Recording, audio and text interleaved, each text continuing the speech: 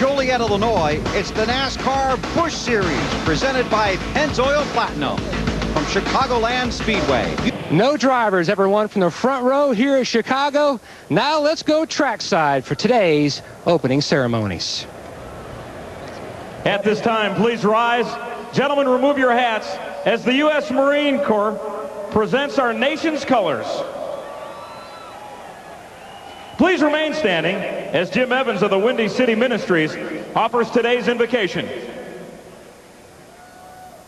Our Heavenly Father, we thank you so much for this beautiful day that you have given us to go racing. We ask your blessing today on these drivers, crew members, track staff, volunteers, and especially these great Chicagoland NASCAR fans. And Father, we pray for the safety of all the military men and women who so faithfully serve this country here and around the world. And Father God, because you gave us your only Son, Jesus Christ, who died for our sins, we ask this all in your name. Amen. Thank you, Jim. And now for the singing of our national anthem, welcome baritone Jeffrey Ray from the Lyric Opera of Chicago. Oh, say, can you see by the dawn's early light what so proudly we hailed at the twilight's last gleaming, whose broad stripes and bright stars through the perilous fight o'er the ramparts we watched were so gallantly streaming, and the rocket's red glare, the bombs bursting in air, gave proof through the night that our flag was still there. Oh, say does that star-spangled banner yet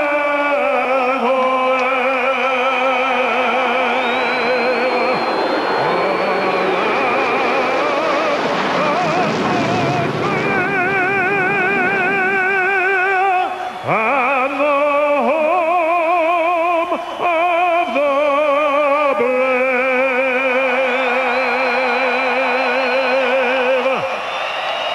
Nice job, Jeffrey Ray. Now a hand for the F-14 on the VF-31. Everybody fired up here in Chicago. Hi, everybody. Bill Weber along with Wally Donovac and Benny Parsons.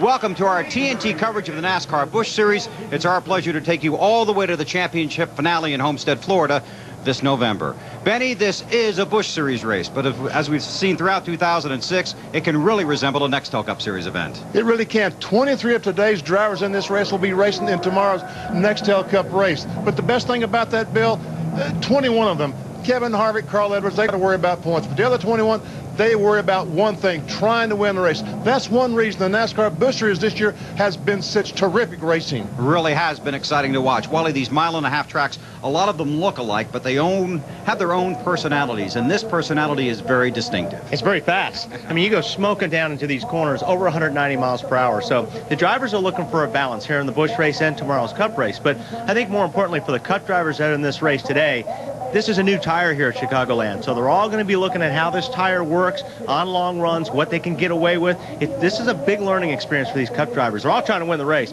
but this is a big, important race for them for tomorrow's Cup race as well. A number of ingredients that should make this a very fun afternoon under the sunshine in Chicago.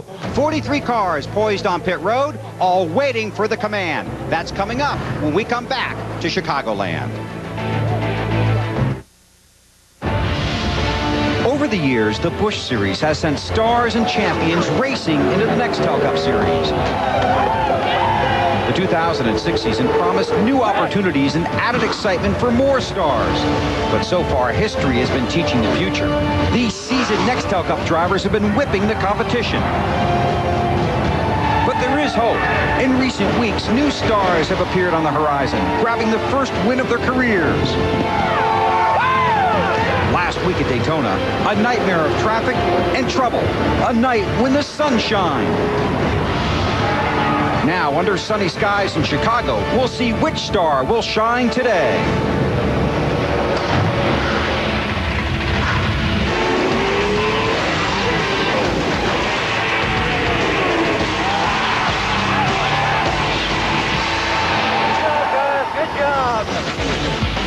TNT Sports welcomes you to its continuing coverage of NASCAR. Today it's NASCAR Busch Series Racing presented by Pennzoil Platinum from the Chicagoland Speedway in Joliet, Illinois. 75,000 seats here, 30 suites, and a good crowd in the infield. They're here to see Busch Series Racing today. It'll be packed tomorrow for the Nextel Cup Series. Let's go down to pit road and get the command. I don't know about you, but I'm ready to go racing. Now to get the USG Durock 300 started. Today's Grand Marshal, the Executive Vice President of USG, Mr. Ed Bosowski. Drivers, start your engines!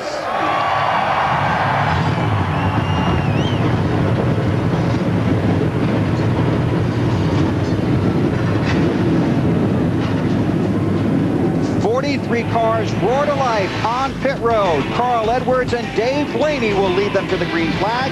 We'll have the starting lineup and the green flag when TNT's coverage of NASCAR continues.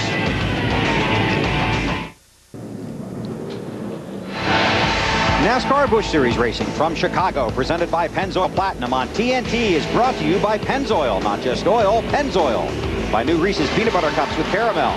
By Smooth Busch Beer and easy drinking Busch Light. Busch, proud sponsor of the NASCAR Busch Series 25 years running. And by Applebee's Neighborhood Grill and Bar. Eating good in the neighborhood. Applebee's.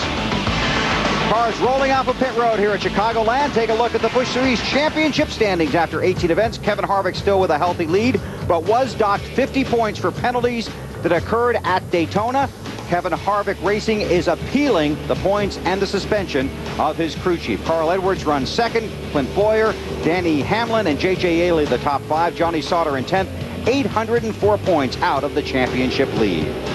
Take a look at the starting grid for today's race, and you'll notice all the Nextel Cup Series regulars here. Dave Blaney outside of Carl Edwards, who is the pole sitter in row one.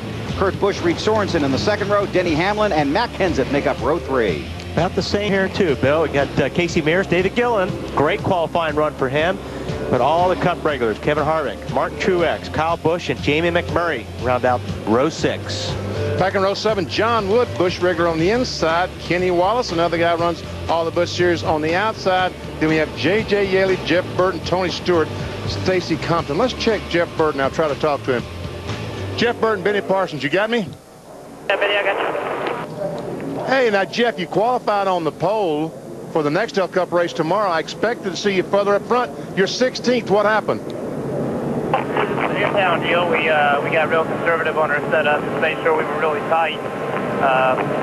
Thought that was the safest thing to do. But if the Holiday Inn Chevy will run like it did yesterday, we'll be just fine. So in practice, you were okay? I guess you didn't hear me. 28 starter Jerry Robertson. Jeff, thank you very much. After road speed. That's what he was doing. He was getting his pit road speed off his tachometer. And our thanks to Jeff Burton for talking with us before they go green. You saw that the 2 and the 4 have to go to the back of the field. And they'll drop back now. Final stories from pit road. Let's check in first with Dave Burns. And Bill, Benny talked earlier about the fact that there were 23 drivers running both races this weekend. Talking to Casey Kane earlier, he said, I've had to check my memory this weekend to make sure it's working right. Did I put the right suggestions in my Nextel Cup car or in my Busch car? For today's race, he said, I think I remember correctly, and I've got the right setup. I've also got the seat in my car that's been in there all year for me. This is a multi-driver, multi-car team this year. And for Casey, he's the only one that's been in this car with that seat giving him much comfort that is needed in the cockpit. Marty?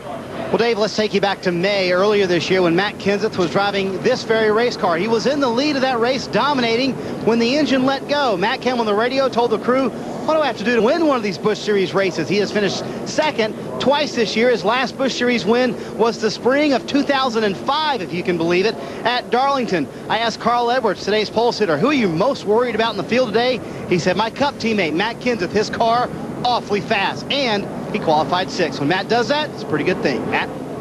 Marty, now some people would be really impressed with Kurt Busch's record in the NASCAR Busch Series. 4 starts, 4 top 5 finishes, including winning his first ever start back at Texas. But Kurt's more impressed with how his team has come together. He said he'd be honored to take any one of these Busch guys who have collectively come together, matured, and really formed a great team. He says one thing to keep in mind today, watch his car definitely go to the high side. He expects to be a top feeder running that high line this afternoon. Now to Alan Bestwick. Denny Hamlin starts today's race in 5th position. He's seeking his 3rd win of the season. Denny says there are 2 keys to today's race. He and his team need to keep their car driving from the center off without having to lift out of the gas. They had some troubles with that in practice yesterday. And the other key, have fun. He's got enough pressure on his shoulders in the race to the chase for the next L Cup. They want this NASCAR Busch Series racing to be fun for him on Saturday. I bet holding the winner's trophy at the end of the day would be a pretty good time, don't you think? I agree, Alan. Thanks a lot. You guys enjoy the race down there. And like Denny Hamlin, have some fun, because it is going to be a terrific race today as these drivers search around on this new tire Wally talked about, trying to find the proper groove.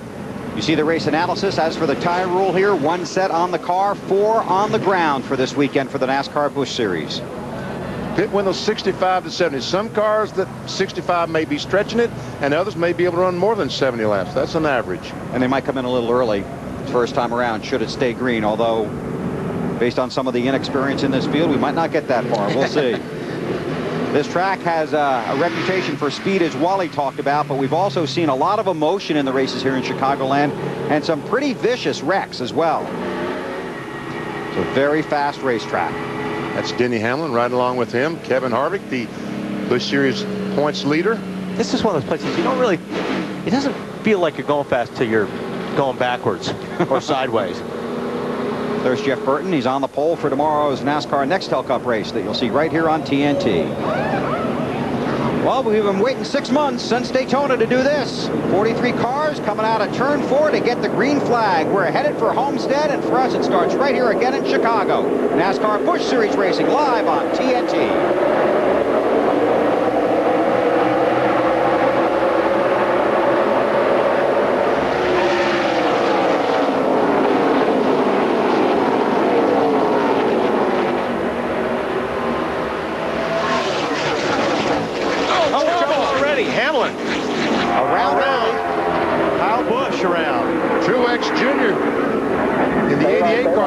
Car is spun.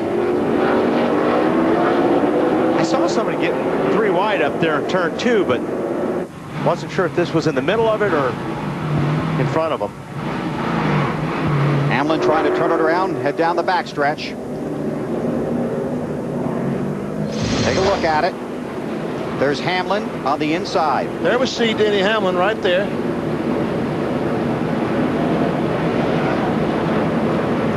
He just gets loose underneath. He's trying to stay off Reed Sorensen there in the 41 car, and he just lost it. Unfortunately, he lost it in front of about 40 other guys. And it looks like Kyle Busch in the 5 car got some help from the back by Martin Truex in the 88. That could have been a lot worse. Should have been a lot worse. Because I don't think a lot of those cars have very much damage.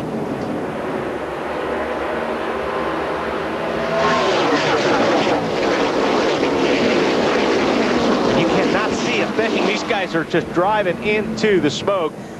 On board with Hamlin. The only good thing about this is that you're not totally up to speed. These guys just slow down a little bit quicker. It looks like the only damage came when the 88 ran in the back of him. On board with Kevin Harvick.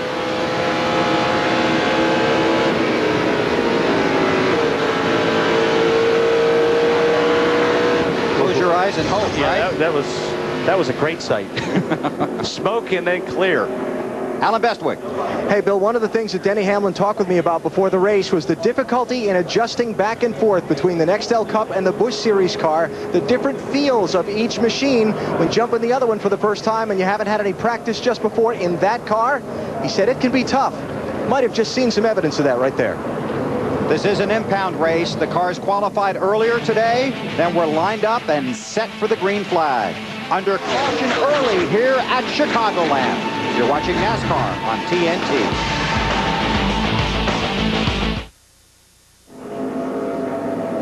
TNT Sports back at the Chicagoland Speedway in Joliet, Illinois. NASCAR Busch Series Racing presented by Pennzoil Platinum, still under caution for the spin by Denny Hamlin that collected the 5 of Kyle Busch as well. Coming to the 1 to go this time. Got Martin Truex Jr. there as well. Go ahead, Bill. Thanks, Wally.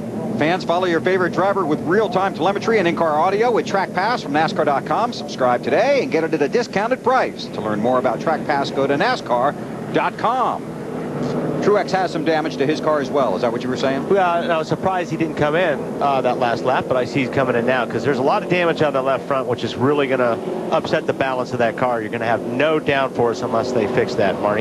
Yeah, well, you need all the downforce you can, especially to place here like Chicago. They're putting bare bond on the left front of the 88 car for Martin Truex Jr. He made contact actually with Kyle Busch, who was pitting right in front of him. The 5 car has damage on the right side. There was some tape flapping earlier. They're trying to get the damage fixed on the 5 car. Both of these guys say the steering wheel is off, so that will make for a fun afternoon. It means it's a little bit off center, which makes the car a lot harder to drive. Can make it challenging, that's for sure. Kyle Busch heads back out. That's just taped on the top. Just on the top, it looks like. I don't know how it's going to stay on there. They were going to put some tape on either side of it, but the pace car is... I don't believe it will stay on. I'll go out on a limb. Very good, Wally. Carl Edwards got the pole on his second lap in qualifying earlier today, bringing the field to the green flag. Carl has won Chicago's Busch Series start. Started 9th, finished 4th a year ago. Didn't lead any laps. He's already led all of them today. Green flag's back out. Kurt Busch, good start up on the outside. Gets around Blaney. Tell you what, Blaine in that 32 car looked awfully good in practice yesterday. But not good enough to stay in front of Kurt Busch.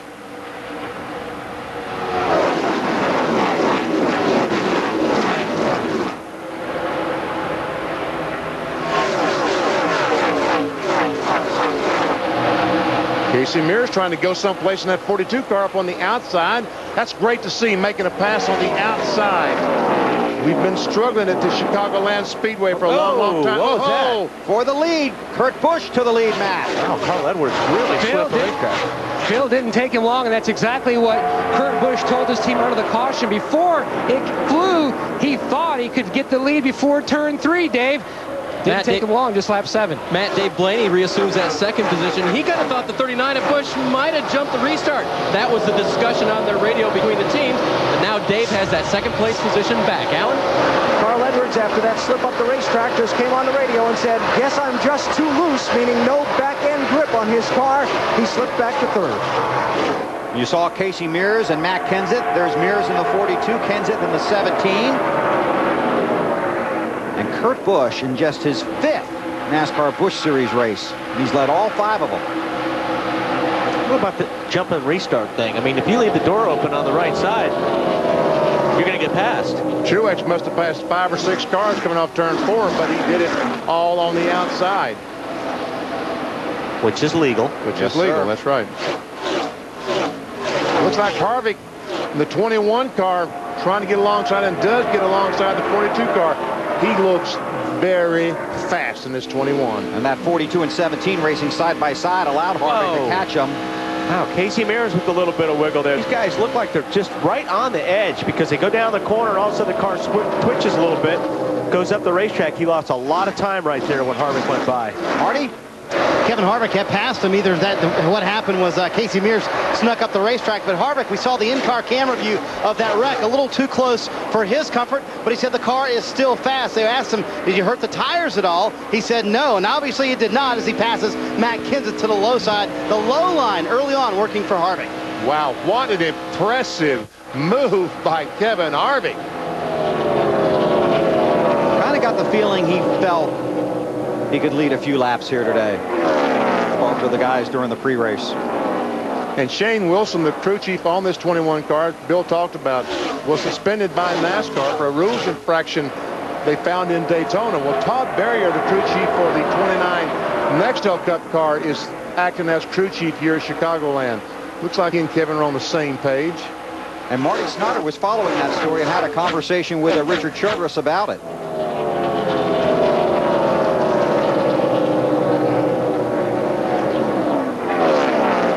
Marty, can you bring us up to speed on that? Well, I talked to Richard Childress before the race, and he said that they are going to appeal the suspension of Shane Wilson, but they decided to leave him home. He said, you know what, I'm fairly confident he'll get some suspension. I'm just wondering how many races it will be in the end. And he said, and so if that's the case, we left him at home so we can start getting rid of those races now while we have people to fill in, like Todd Berrier, an excellent fill-in, his Nextel Cup Series crew chief. And he said, you know, we'll need Shane later in the season. Let's get rid of those races that'll be suspended now instead of later.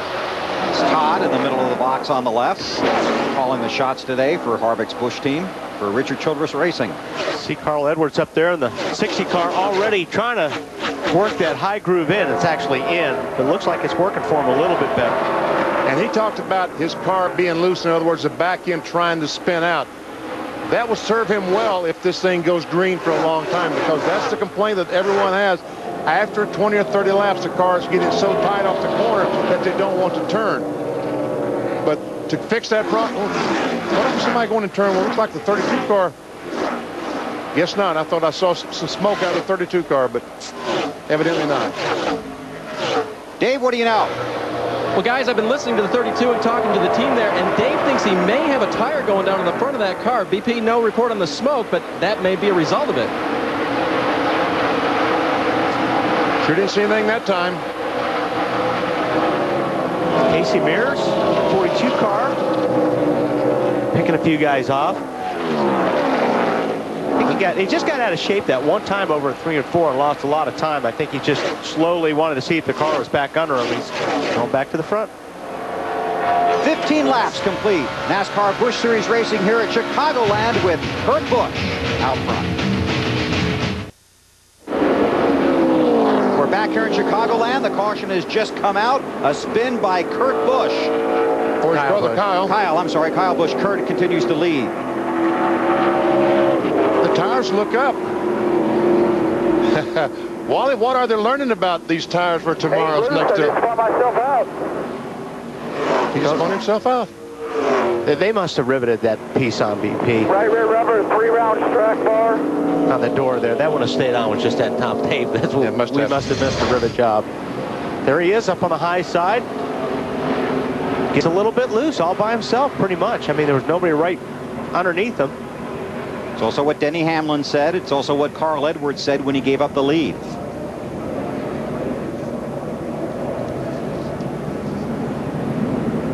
On board with the Pennzoil car, we'll go back to commercial, then come back here to Chicagoland. Under caution, where Kurt Busch leads Carl Edwards and Dave Blaney. Straight ahead of you.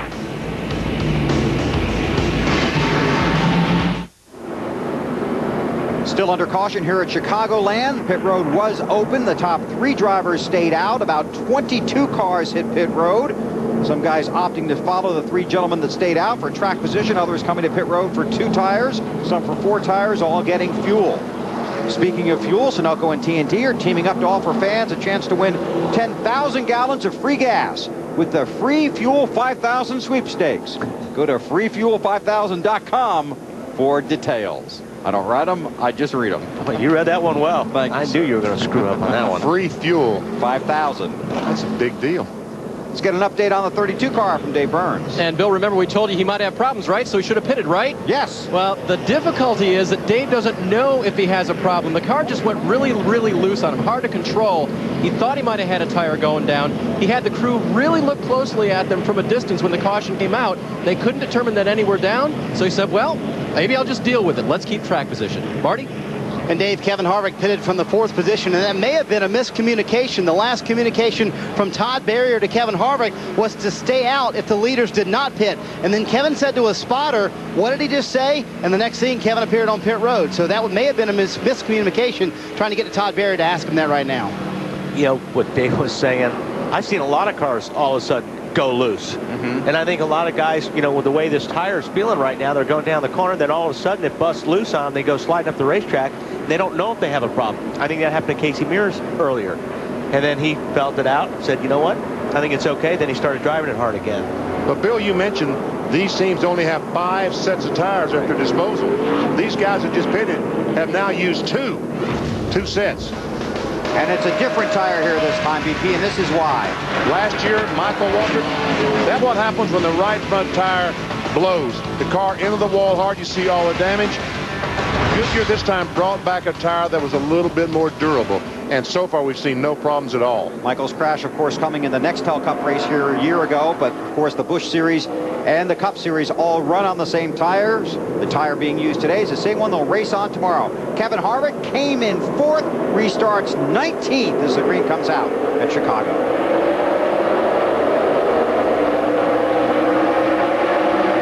Jeff Burton jumping out there on the high side of Dave Blaney. These guys are sleeping a little bit, it seems to me, BP, on the restart. So leaving the right lane wide open, and it's an easy pass if you catch a guy sleeping in front of you. They really jam up off of 2 here.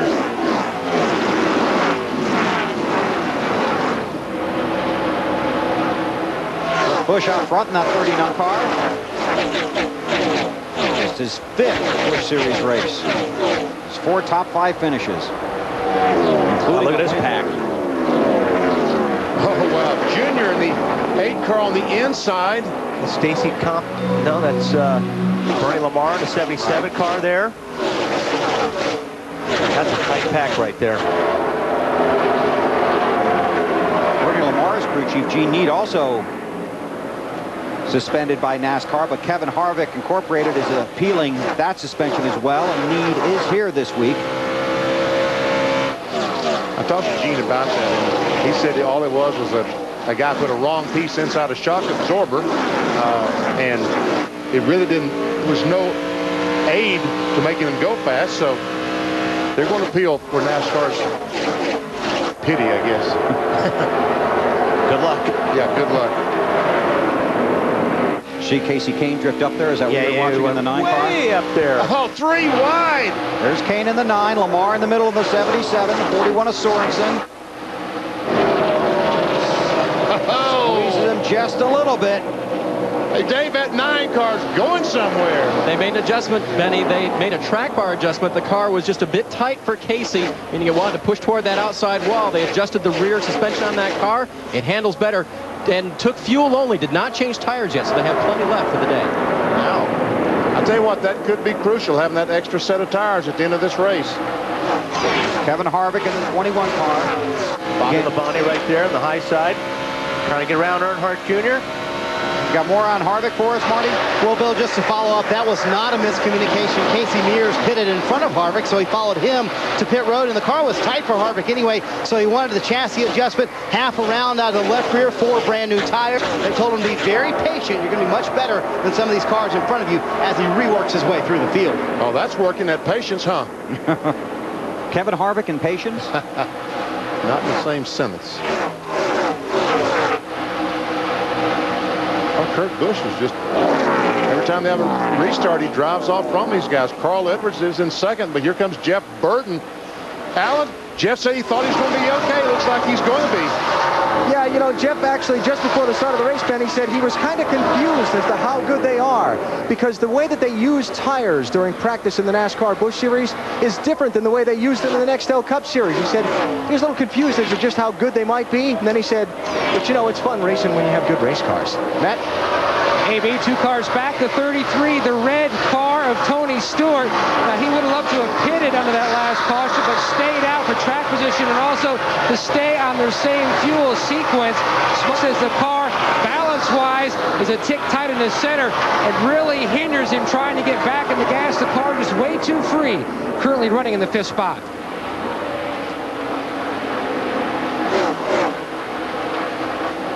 Kurt Busch in his 5th Busch Series race. Won at Texas, 4th at Phoenix, 2nd at Lowe's, 3rd at Dover, leading at Chicago.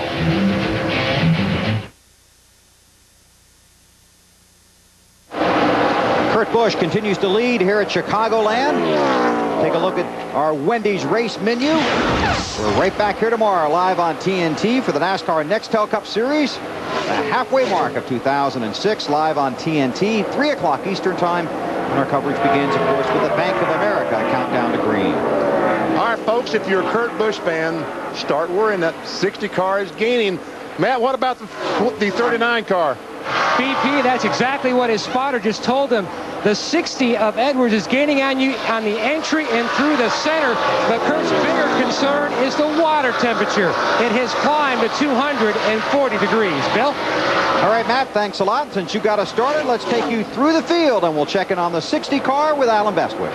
That would be Carl Edwards, Bill, who started on the pole and led some of the opening laps of this race before reporting his car lacked back-end grip, and he slipped back as far as 3rd.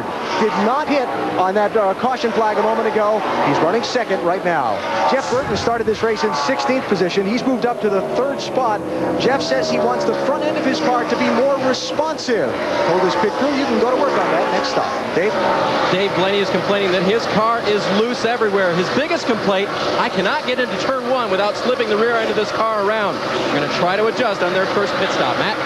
Brand new race car for the 33 team. Wally Rogers, Smokes Crucci brought a new downforce car here as they continue to develop that type of car, which has been one of their strong suits this year. He runs in the 5th position. Alan? J.J. Ailey started the race in 15th position. His crew told me before the race, watch for us to go to the front. Well, he's moved up from 15th to 6th, did not pit yet, and he's reporting his car not turning in the corner as he needs it to, Dave. On that very first caution for Denny Hamlin's spin, Jamie McMurray thought that he ran into the back of someone pretty hard, but not hard enough to hurt the grill. They took a close look at it from above the pit box in their pit stall and reasoned that they were just fine. So far, Jamie is. Matt? Chicagoland has been 50-50 for Greg Biffle. 2 bad races, but 2 good races here, including 2nd place 1 year ago. He stayed out into the last caution. He says the car is good. Marty? Well, Matt, I wonder how that patience thing's working out for Kevin Harvick. 13 laps on these tires from 19th to 9th. The car extremely fast and faster than those in front of him. He said the car just wants to spin out when he goes in the corner. As soon as that corrects itself, he'll be even faster, Dave. Marty, Casey Mears didn't have a problem like that. His car was actually handling very well, but there was a piece of debris on the grill, and the temperature had gone up to 250 degrees in the water temperature. They pitted to clean that and put on 4 fresh tires. Bill? Thanks, Dave. Let's go back, check out what's happening up front, Benny. What did you say about Carl Edwards? He's coming and kept gaining on that 39 car. We see him, and he is running the bottom of the racetrack. He has Kurt Busch, the 39, up high. Edwards to the lead. Well, maybe. Kurt Busch has led 30 laps. Edwards led 6, trying to get the lead back. That's traffic up ahead of him. Carl started on the pole. Carl didn't have a very good first lap in qualifying. He gets around Kurt, retakes the lead. So he asked on the radio if he could take a second lap, and that second lap in qualifying got Carl and his team the pole position for today's race.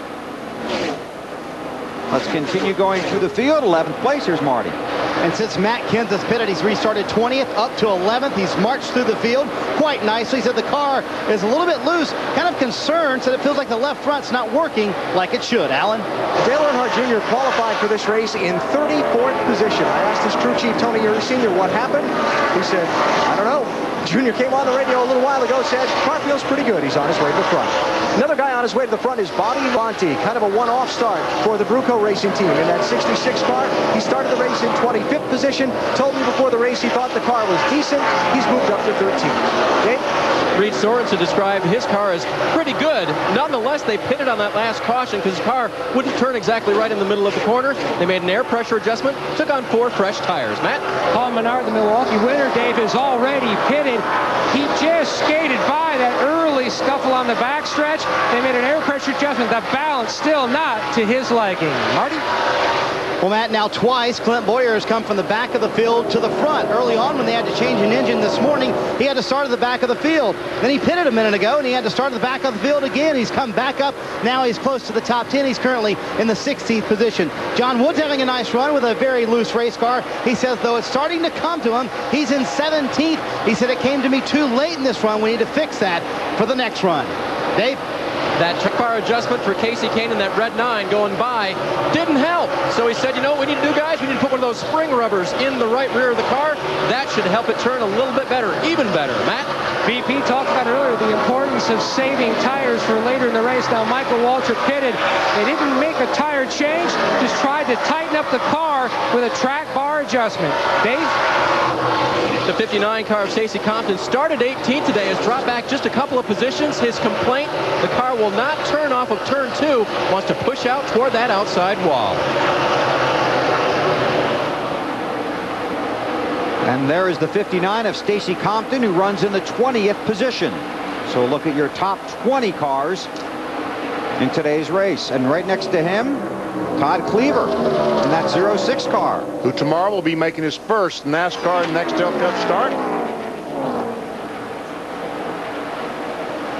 Behind him, Butch Gilliland, who came from nowhere, Benny, to get his first Busch Series win earlier this year. You know, David Gilliland started 8th position, but he's going backwards to 22nd. Yeah, did I say Butch? David Gilliland, right. His father is Butch. Yeah, that's right. That's one of the best stories of the season so far. There's Carl Edwards back up front. Kurt Busch chasing him here at Chicagoland. Back at the Chicagoland Speedway with the NASCAR Busch Series on TNT, and something to keep an eye on for the race leader, Carl Edwards. He just called his team on the radio a moment ago, said, I have a vibration in the front end of the car, something shaking very heavily. We'll keep an eye on it. Matt? The leader's working the way through lap traffic, which is not good for the yellow 39 of Kurt Busch, who now has some clean air to help bring down that water temperature, which had climbed well over 240 degrees. Look for the team to pull some tape off that grill to get more air in to cool the engine on their next stop.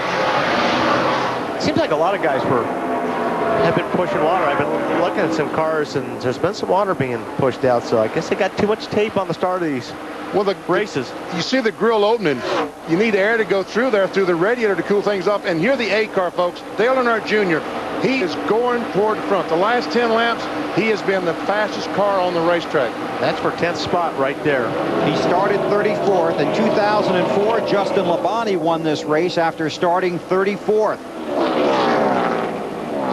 Earnhardt Jr. zooming through the field. Yeah, he's definitely the fastest car right now on the top of the racetrack, and that's where he's working. He's working right up there along the gray. Had a good car last week at Daytona in the Busch race. And ran the same line at Daytona that he's used here in Chicagoland.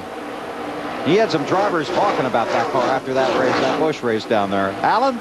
And Bill, it's funny because after his win in Daytona last Friday night, Dale Earnhardt Jr. talked about why he doesn't run more NASCAR Busch Series races than he does. He said, you know, I really like to do it. I have fun when I do it. But then when I go to the next racetrack and I'm scheduled to run both races, and Friday morning comes and I have to see that layout of practices and running back and forth ahead of me, he said it kind of scares me off a little bit, to paraphrase. And so that's why we haven't seen Junior more in these Busch Series races this year, but he's sure having a good time right now. And Alan, it is a hectic schedule even when you're at the same track to run both these events. There's no time to rest, Bill. It's just you go from one practice directly to the other, back to the other car, back the other way, and sometimes drivers talk about getting confused between the two cars. What change did I think about for this one or the other one? And you know, when you're somebody like Junior and you've got all the demands he has sponsor-wise and public-wise, that just adds to it. It looks like he's got the right side tires in the marbles, and he's still passing cars. Just working on the groove for tomorrow, isn't he? So Earnhardt Jr. continues to march through the field, chasing Carl Edwards and Kurt Busch. Pit stops coming up when we come back to Chicagoland. Carl Edwards looking for another win in the NASCAR Busch Series on Team T.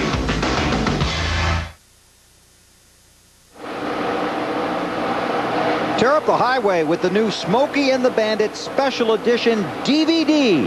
It's in stores now. You've got yours already? I haven't been by to pick mine up, but shortly I will be. That'll go right next to Stroke Race DVD. Hey, Jerry Reed. That movie did a lot for CBs, didn't it? What's that? Smokey and the Bandit. You're tough. Carl Edwards continues to lead, but I'll tell you what, they are marching behind him. Kurt Busch runs second. But I don't know for long. Never see a couple of cars. Vernon Lamar 77, Regan Smith at 35. Carl put these cars a lap down back in the 29th, 30th position.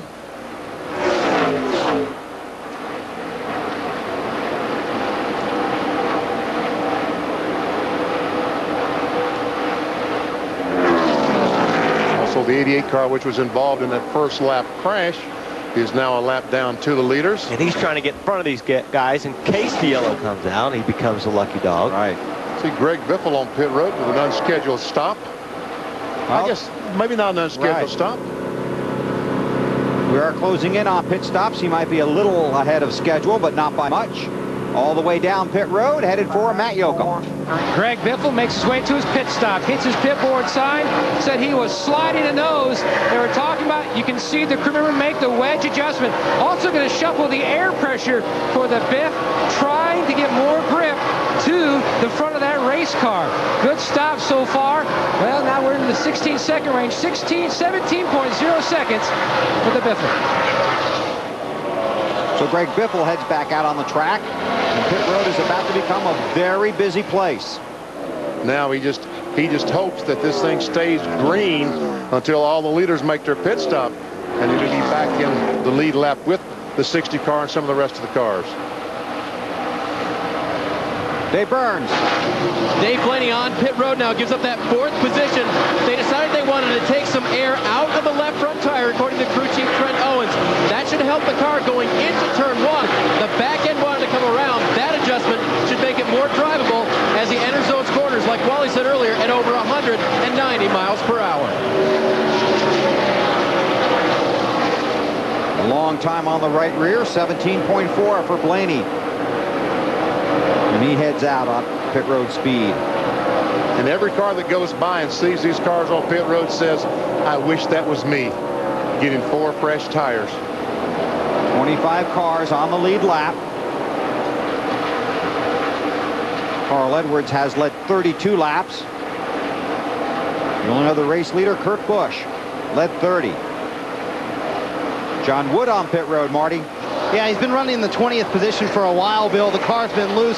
It's haven't made it better. He thought it would get tighter the longer he ran. That never really became the case. They're going to make an air pressure adjustment. They're also going to make a track bar adjustment, trying to go up around, or down around rather, on the track bar, trying to get that car tightened up a little bit for John Wood, the young man out of Virginia. It'll be a 4-tire change on the 47 car. John Wood really looking to make his mark in the Busch Series this season. And he needs to, because the Wood brothers are, maybe. Here comes Carl Edwards, the leader on the pit road. Alan, he is slowly at 45 miles per hour coming down your way. And he has been given the instructions by his team. 4,100 is the RPM reading he should have on his tachometer as he comes to the attention of his crew. It's a long ways down this pit road. And Kurt Busch is going to pit behind him. Let's check that stop first, Matt. And Busch's team goes to work on the 39, Allen, air pressure adjustment and a chassis adjustment. The car's so tight on exit, there's a piece of debris on the grill, Allen. They'll pull that off besides tape as well. Air pressure adjustment. They'll fill the tank with Sunoco fuel on the Carl Edwards car. And you see pull its air off the windshield. Gets a pretty solid stop by this race team. There we see Pierre Coutel, the crew chief on that 60 car. Dave? 64 of Jamie McMurray hits pit road. They're going to make a track bar and an air pressure adjustment for Jamie. Up on the track bar, the car has been tight. There goes the wrench being turned. 4 tires for McMurray. Got this car into the back of the 20 when he spun earlier. Actually, others involved in the wreck. No damage to the front end, but just some adjustments to make the car drive better. Jamie is down pit road. Allen. And body to body is is in. He had made a nice move up through the pack, partly by not getting onto the earlier caution when some guys in the middle of the field did. They'll make a 4-tire change here on the Blue Coat Racing entry and send Bobby Labonte back out. Look for Dale Earnhardt Jr. to come down pit road as well. As a matter of fact, here he comes. You'll see his car creep into view in and around the Labonte machine. Earnhardt Jr., what a run up through the field. As he goes down the body into his stall, they'll make a 4-tire change here on the 8 car. Some air pressure adjustments on this machine as well. But very minor changes for Junior. He's very pleased with this race car, Matt. Huge chassis adjustment with the 33 car, Tony Stewart. The car was just plowing. It was so tight, especially in traffic. They clean off the grill. Long time trying to get that fuel cell full of fuel. Long stop of the 33 car. Allen. Jeff Burton's team's going to hope to do a little bit better than that after he had moved himself up into the top 5. You see the Richard Childress crew going to work on the right side of the car. They'll make this a 4-tire change. Don't see any wedge wrenches going into the windows here for Jeff Burton. Very pleased so far with the progress of his race. He heads out, and you can see Stewart right in front of him heading off of pit road. A lengthy stop trying to get fuel into that 33 car, Tony Stewart. I cannot imagine why fuel would not go inside the 33, but he sat there must be for 25, 30 seconds. There's Stewart. Matt, you know what went on down there? And that's what Wally Rogers, the crew chief, is trying to find out right now. Looking things over. Definitely not happy with the length of that pit stop. That'll stay on top of that. Get us an answer. Meanwhile, Stewart has a lot of work to do after losing all that time on pit road. Matt Kenseth has assumed the race lead. Casey Mears runs second. Harvick up the third. Former Busch Series champion. Matt running a number of these Busch races this season. Allen. That would be J.J. Yaley's car, Bill, and it's not running as fast as it used to be because now instead of operating on 8 cylinders, there are only 7 of them working in that engine, and that's not going to work out very well by the end of the day. No, as a matter of fact, it's hard to imagine that car running another couple of 100 miles on 7 cylinders. Yaley back in the 26th position. Right now, Matt Kenseth scored as the race leader with 70 laps complete at Chicagoland. NASCAR Busch Series Racing from Chicago, presented by Pennzoil Platinum on TNT, is brought to you by Pennzoil, not just oil, Pennzoil. By FreeCreditReport.com. Log on to FreeCreditReport.com and get the score. By Crestor. Visit Crestor.com and ask your doctor if Crestor is right for you. And by AmeriQuest Mortgage, proud sponsor of the American Dream.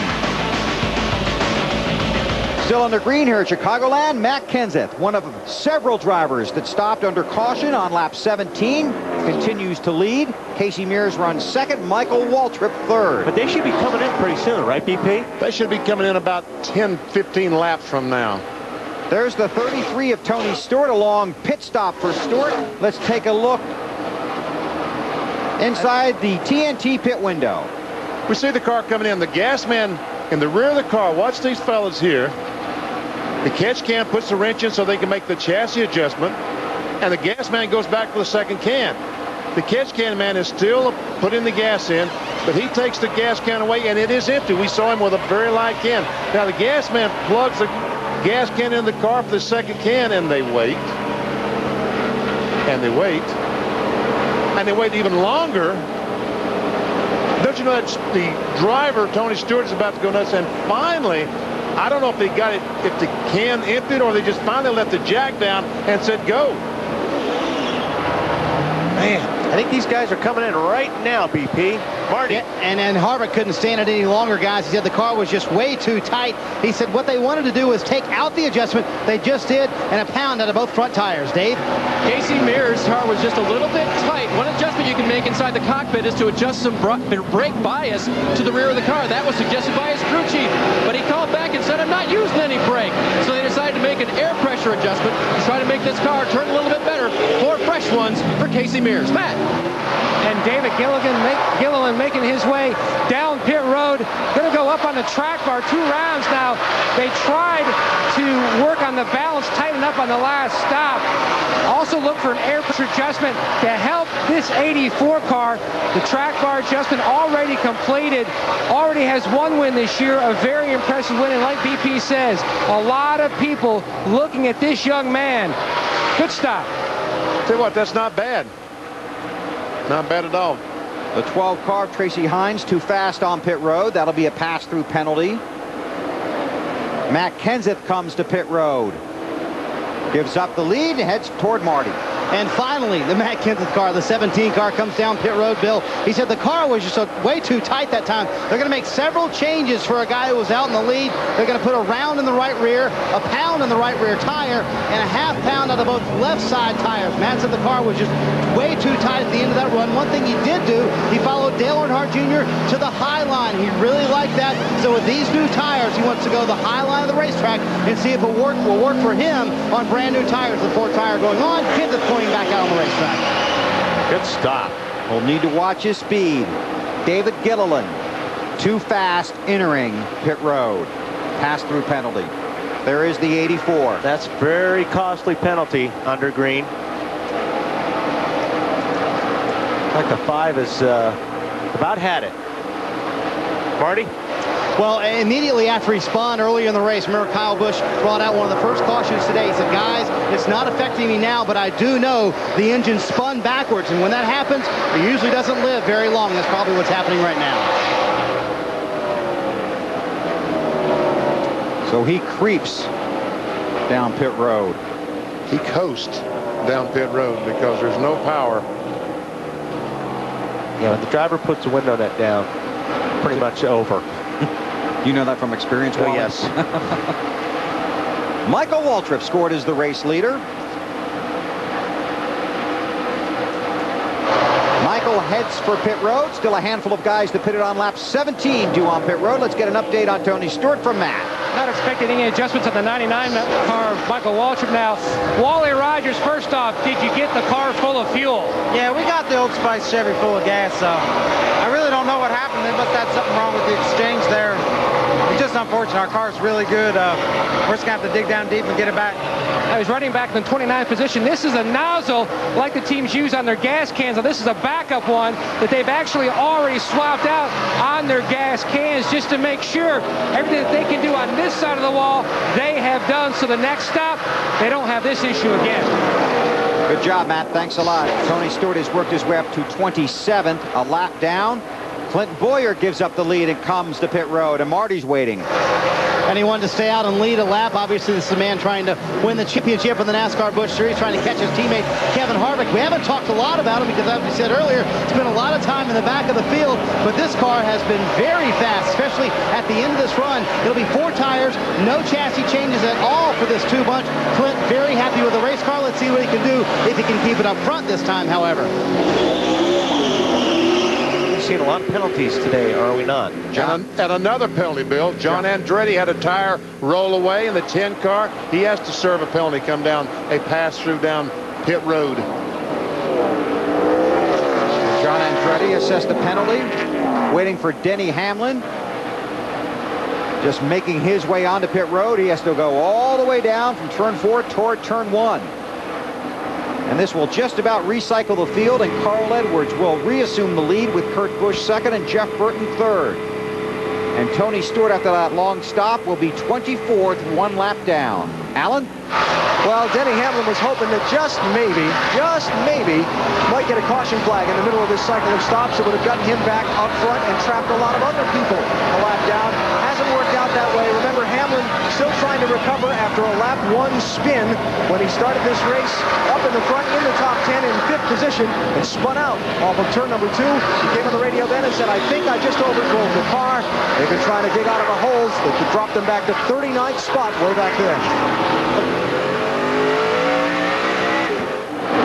Edwards back up front, 4.5 seconds ahead of Kurt Busch. We've gone about 68 green flag laps here at Chicago.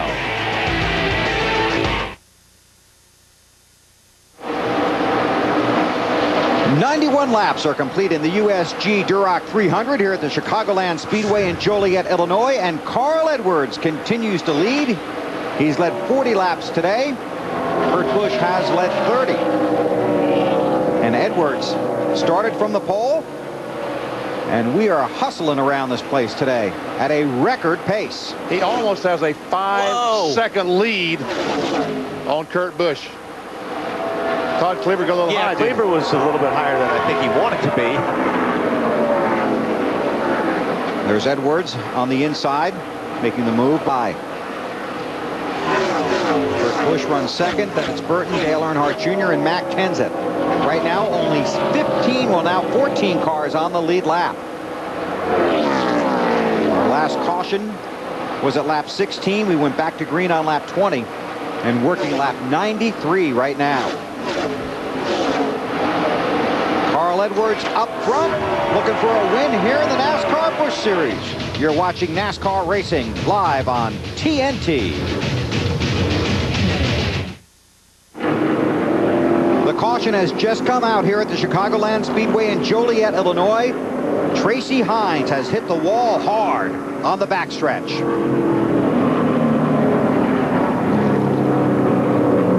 And hard is correct, Bill. There's Hines in the 12 car. The 36 of Tim Sauter, when he came off turn 2, I think he moved down to try to pass a car in front of him and pulled down in Tracy Hines' line. And that set Hines almost head on into the wall. You can see the heavy damage. Watch the 36. That's Augie Vidovich in the 4 that Tim Sauter was going to come down and pass. I don't think he realized Tracy Hines was there. Man, he hit it didn't look like that hard of a hit, but look at the damage.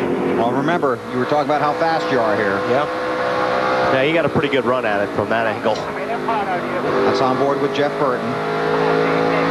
But I think you're right, BP. I think he just came down and hit that right front. Oh. All these guys have just been on pit road. Let's see who opts to come in. Leader. Only a handful of takers.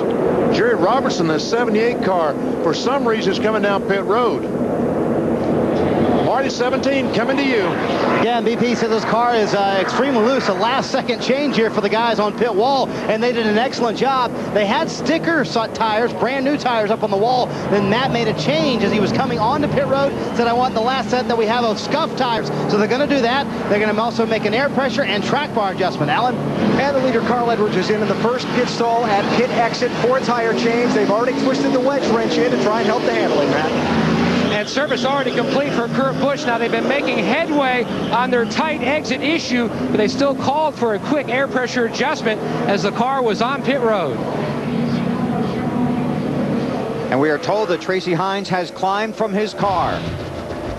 And the cleanup crew and the safety crew back there working on it after this hard hit on the backstretch by the 12 car of Tracy Hines. Under caution at Chicagoland. Working our third caution of the day here for the NASCAR Busch Series for a crash by Tracy Hines. The caution flag still out. Todd Cleaver is the lucky dog when we go back to green flag racing here in Joliet, Illinois. Tomorrow on TNT, it's NASCAR Nextel Cup Series racing from Chicago. Jeff Burton will lead the field to the green flag. Brian Vickers outside the front row. Our coverage begins at 3 Eastern with the Bank of America countdown to green right here on TNT. Field coming back to get the green flag this time. What Marty Snyder, what are you doing down there? Autograph. Is that your uncle? How much? No, it was your cousin, Wally. No, that's the first time I've done that in forever, and the guy asked me, so I felt bad for him. So they must have thought you were Matt Yoakum. No, he thought I was trying to get to it. You beat me to it. He thought I was you. So he thought I was a famous race car driver. Hey, Marty. That wouldn't be me, Bill. pal. We're going green. Oh, good. Go ahead and work, Bill.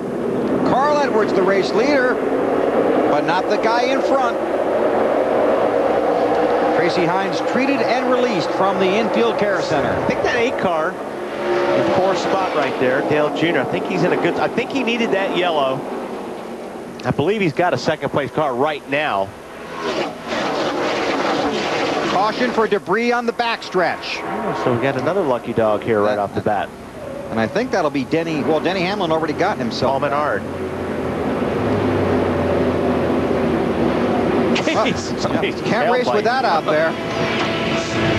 Caution for debris. It's actually on the front stretch. We'll take a break from Chicagoland. Still under caution here at Chicagoland. Here is our Holiday Inn race recap. Good crowd on hand here at Chicago. This is the first lap, second turn. Denny Hamlin around in traffic. Kyle Busch got part of it. Martin Truex Jr. in there. Got some damage to the left front. The big story was all the people that weren't in it. And then on lap 15, Kyle Busch in the 5, all by himself, spins around, brings out another caution flag, but luckily a one-car incident. Lap 36. Carl Edwards recaptures the lead from Kurt Busch. Lap 67, green flag pit stops. The 33 bunch just can't get the gas in the tank. They wait, and folks, it shouldn't take that long. About 40 seconds to fill the carpet. It should take about 15. And went a lap down because of that. And finally, lap 84, Kyle Busch done for the day. Lap 94.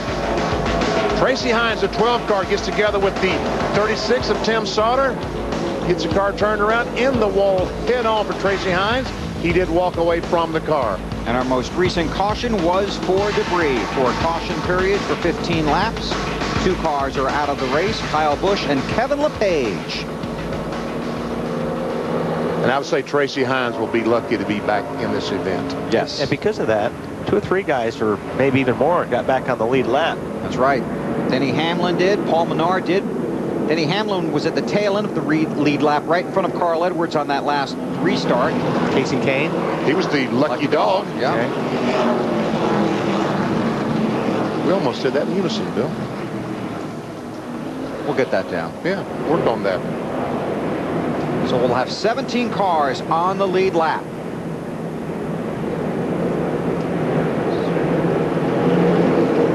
Seven laps to go here at Chicagoland. Carl Edwards leads Kurt Busch, and the green flag is in the air. Green flag, green flag, green flag. 38 car Jason Leffler on the inside of the leader, 1 lap down.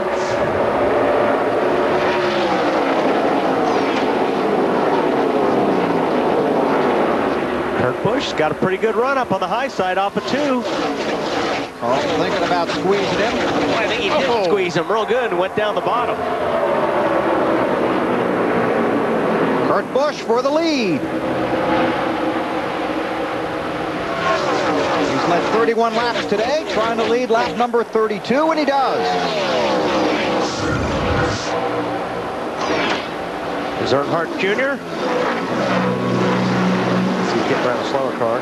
And before the debris caution came out, that's the car you wanted to talk about. No, I just thought he looked real good. He was on that high side. His lap times were as good as the leader. So I think he's got a strong car. Is he saying, what's he saying down there, AB? Well, he's saying he's got a car strong enough to run up from 34th to 4th, but he's not sure he has anything for those 3 that are in front of him that have been in those top 3 spots most of the day. They spent most of that last caution talking about finding one more adjustment on another pit stop to maybe make the difference to get Junior up and race for the win. Marty? And Alan, here comes Clint Boyer. Remember, we told you he was in the fifth position now. His car has been excellent all day long. They made no changes on the last stop, and they took fuel only. So that gave him some track position that he's needed all afternoon long. And currently, he's in 5th. Battle for 2nd, Bill. There sure is. Jeff Burton, that Holiday Inn car, trying his best to get by Carl Edwards in 60. Oh, we got some trouble off turn 4. Elliott Sadler? It's that way. Caution is out. He's been having an awful day all day. Dave? And Bill, that car has just been impossible to handle for Elliott. He was actually fairly optimistic when the day started, but about 50 laps ago, he was already saying this car needs major changes. They have made major changes that they can on pit road, but it is not handling it all for Elliott, and I think that's evidence of it right there. It's not going to be any better now. There's more damage to the right rear than right front, so we're assuming that... Get over. You got to do a lot of work. Kind of assume that he spun. Top of your screen on the right-hand side. Someplace in there. Round he goes. I think he looked like he just got out of the groove there. So a frustrating day for Elliott Sadler. He hopes for bigger and better things tomorrow under caution at Chicagoland.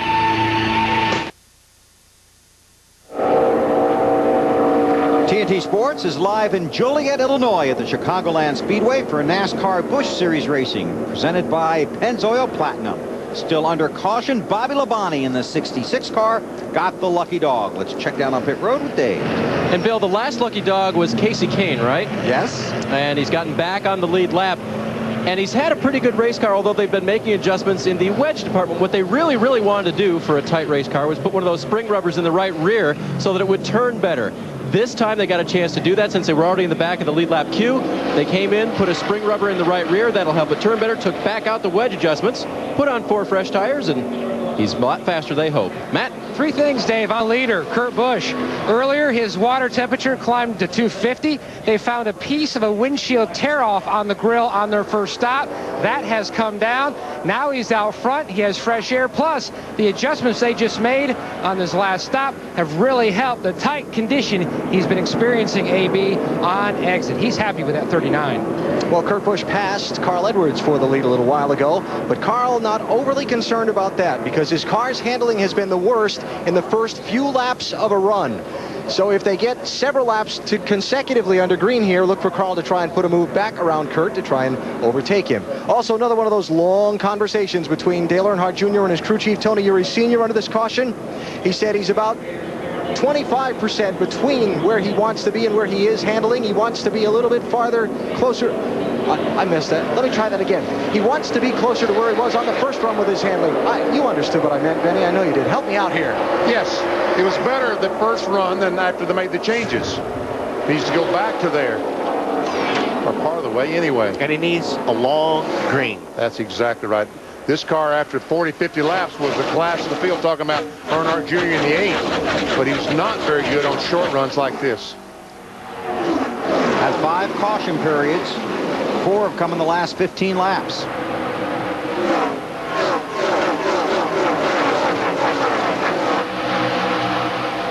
And I think Kurt Busch knew how important it was to get that clean air, get out front, because his car was a little bit tight. But now that it's out front,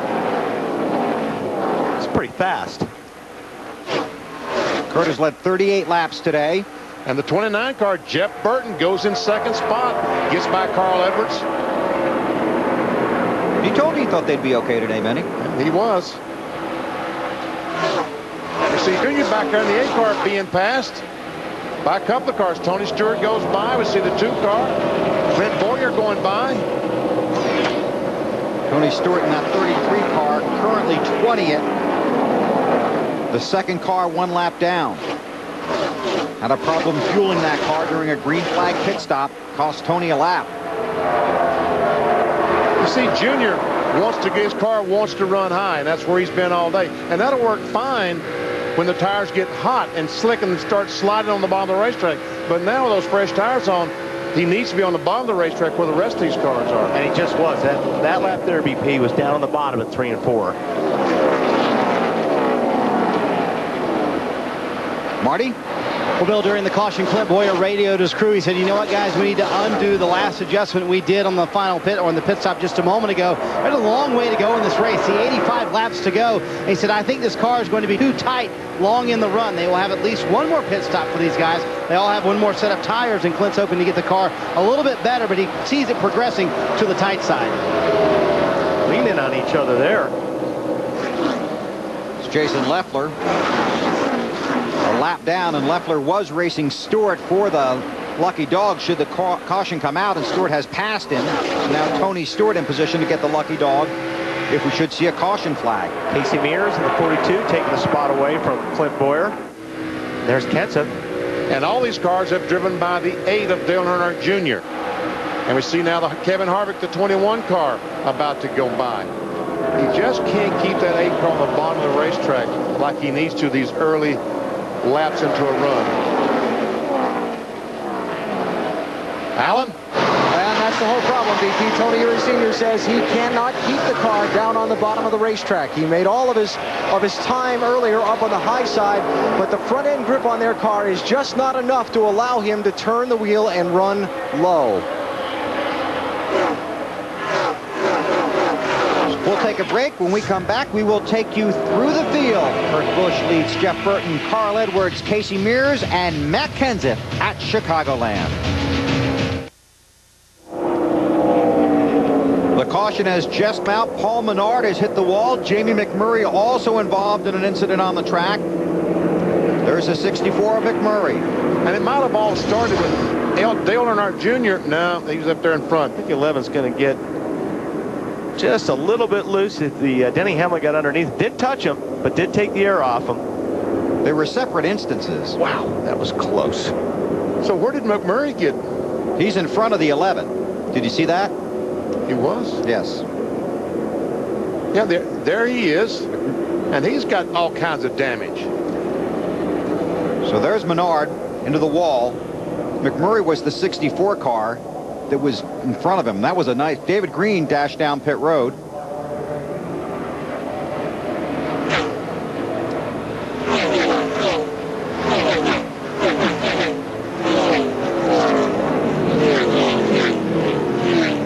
This is going to be a good shot. Here's the board, Denny Hamlin.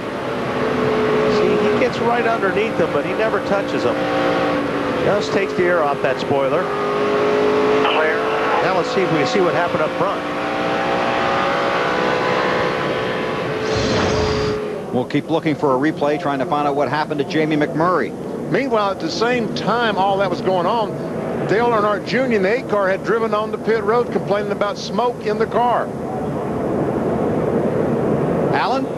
Yeah, Bill, Dale Jr. just went through this long discussion. He was getting ready to make a pit stop under green when that crash happened behind him. He thought the right front tire on his car was going down. Then when the caution came out, he detailed that to Tony Eury Sr. and then talked about some liquid that's running down the right front post where the roof connects to the hood and the door on that car.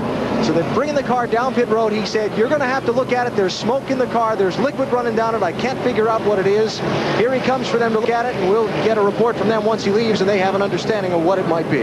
Well, if he's complaining about a right front tire, then obviously he's getting some liquid out on that right front tire, and that's making it slide across the racetrack, giving the false impression that the tire was flat. They work on the 8 of Dale Earnhardt Jr. You saw the one crew member taking a look at that post. Now they go around to the right side to take another look.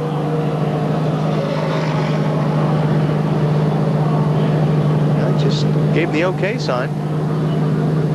Pace car still on the backstretch, getting ready to move into turn 3, so they've got a lot of time to look at it here. That right front looked dry, too, when they pulled it off. So they continue to look at the 8 car of Dale Earnhardt Jr.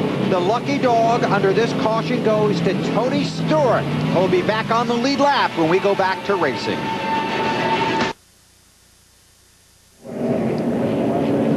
TNT Sports is live at the Chicagoland Speedway, NASCAR Busch Series Racing. 75 laps to go. A number of things happening. Dale Earnhardt Jr. is back on pit road. A commitment cone violation.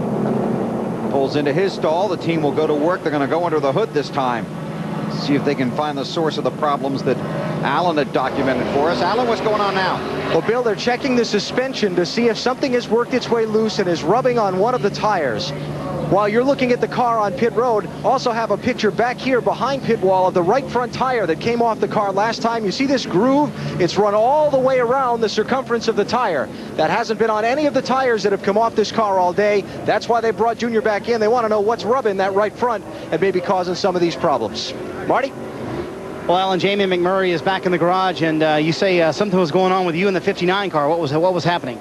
Well, the 59, I'm not sure what his situation was, but he was a lap down, and I don't know. It's one thing when you're trying to get you're the lucky dog or trying to be the lucky dog and trying to race some guys, but there was 7 or 8 cars in front of him, and so just I'm trying to get by him, and in the middle of me trying to get by him, I got passed by 3 or 4 cars and got frustrated with him, and I was just going to pull up beside him at the yellow and just ask him what was going on. And when I got up beside him, I just got hooked in the right rear and ended up in the wall. It's been a very long weekend for me so far. Tore up a cup car, 3rd lap of practice, and then had a pretty good car here. Unfortunate, USG sponsoring the race today and tomorrow, and had a cool-looking car till that.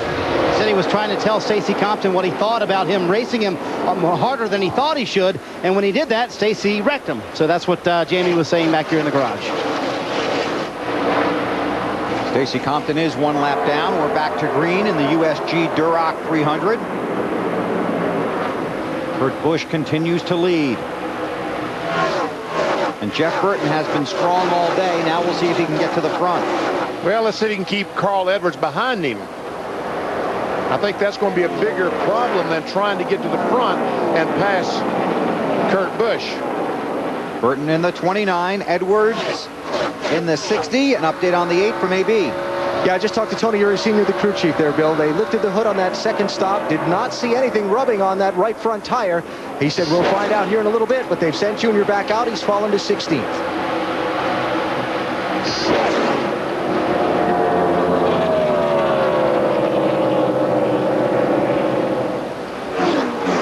Bill, you might have been correct. The 29 car might be going to go up and race with the 39 of Kurt Busch. That last lap, he was faster than Kurt Busch and about a quarter of a second faster than Carl Edwards. We got more trouble. That's Bernie Lamar in the 77. Caution is out. Jerry Robertson, 78, going around. Going quick as you can, bud. That little loop off 2 over there will be okay. Didn't hit nothing.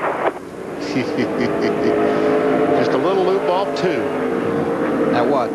About 180 miles an hour? 150 or so. See what we can see here. Yellow car right in the center of the screen.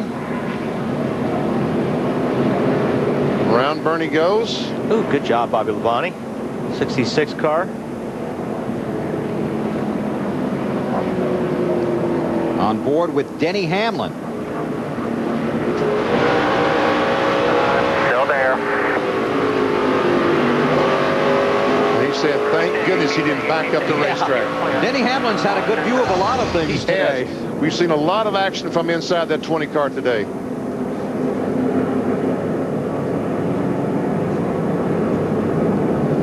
Gonna see if the leaders come to pit road. The field moving through turns 3 and 4. We're getting to a situation that somebody's going to pit and try to go the rest of the way because there's going to be 70 laps to go.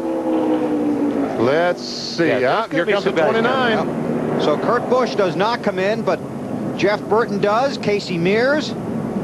Dave Burns. And the Casey Mears teams think they may be able to go to the end on fuel with this stop. No changes to the chassis on it. 4 tires all the way around for Casey in the 42. Martin. Well, the car, Clint Boyer's coming in pretty quickly to pit road. They're going to go up half around on the track bar of the car. Just a little bit too tight for Clint. 4-tire change. Alan? Jeff Burton pits, and they're going to make a 4-tire change on this car. They can make it to the finish on fuel from here, according to crew chief Pat Smith on the radio to Jeff. Jeff said, do whatever you need to do for us to win. That's what they're trying to do here in Chicagoland. Caution out. Right now, the race lead in the hands of Kurt Busch. We'll come back with more on TNT in a minute.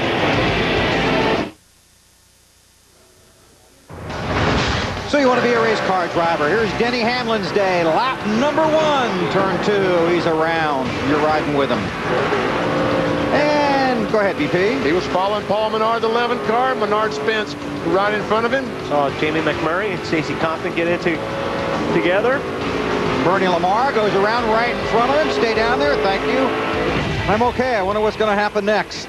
Well, we're about to find out because the field is coming to get the green with 18 cars on the lead lap.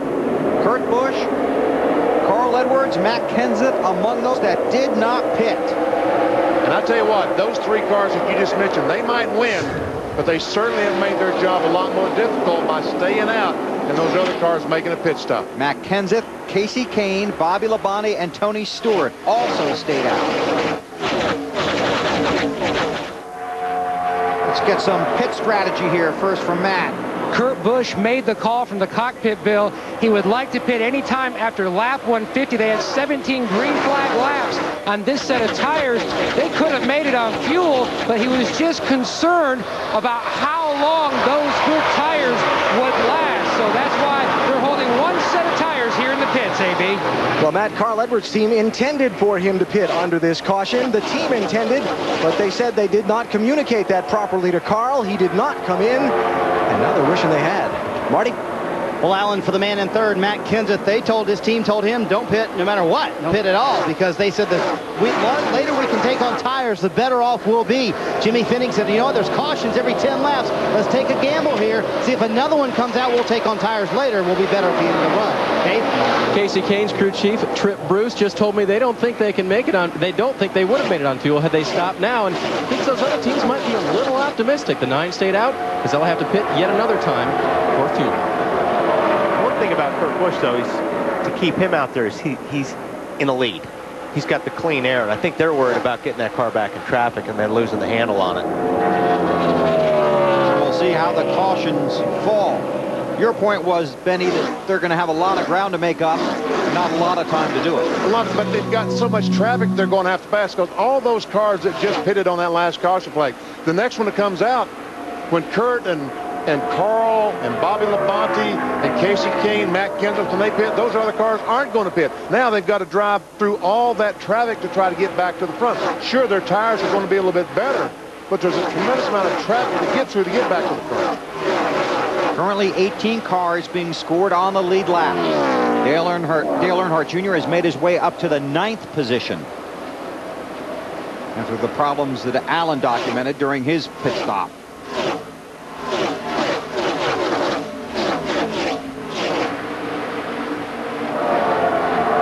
There's Junior. Junior a week ago Friday night at Daytona. Oh, wow. He's loving that high line, isn't he? Dave, what are you working on with the 32 car? Bill, remember, he started on the outside of the front row and has had a top 10 car all day. He had radio trouble, which brought him to pit road at one point where they changed the radio. But at that point, the crew also realized they had another problem, a cracked header pipe on the car, which means exhaust getting into that cockpit. That is making Dave sick to his stomach. And Wally, I know you've been there. What is it like to try to finish a race with a cracked header in that car? Well, he's getting all those fumes in there, and it's pretty strong. That you're just inhaling all that stuff, and it really does make you sick. So that's no fun. And it's also probably getting pretty hot in there. Just past David Green in the 27 car.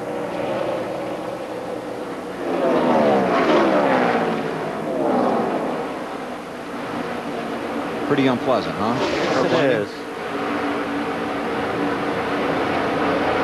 There's Jeff Burton in the 29 looking back at Tony Stewart, Matt. Not the day this 33 team had hoped for, Bill. They had that long stop, issues refueling the race car, took forever, lost a lap. The car just tight all day. A condition that they just cannot seem to cure. They've tried a lot of different changes, significant adjustments. Nothing has seemed to work. The car just pushes. Now, Tony Stewart, another car that decided to stay out during that last caution flag. The 29 car, Jeff Burton, we saw him stop, make a 4-tire change. He is done for the day, I'm sure. Burton is 7th, Stewart 8th.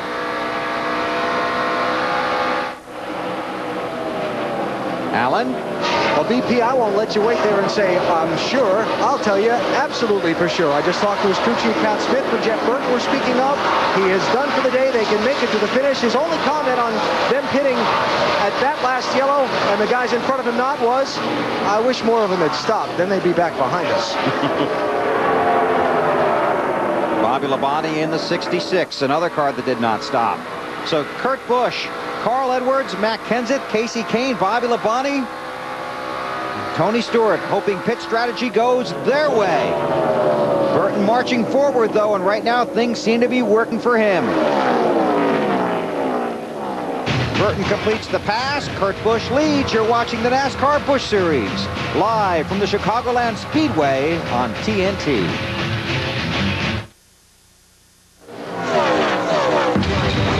Chance to explain what happened. We're not lost. We're not lost. Nightmares and Dreamscapes from the stories of Stephen King. The 4-week television event of the summer. Wednesday at 9. Only on TNT. Presented commercial free by Hyundai. What is that? You know, it must be a piece of tape because the NASCAR flagmen are looking. It's right underneath the flag stand.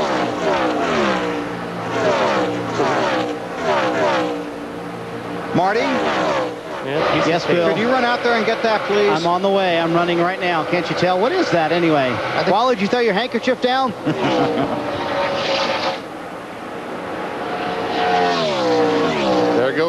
Kurt Busch, and there comes Carl Edwards. He's now only a half second behind Kurt Busch. Now he's moved up on the racetrack to try to see what that high groove is going to do for him.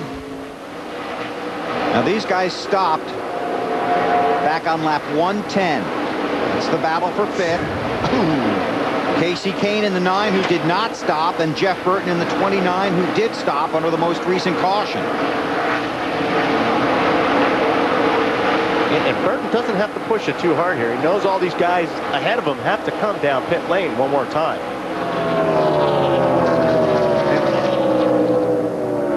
Alan? Well, and just so you know the attitude that the guy behind the wheel is approaching this little race with, he's told the crew on more than one occasion on the radio in the last 20 minutes, we did not come here to finish second. We came here to win.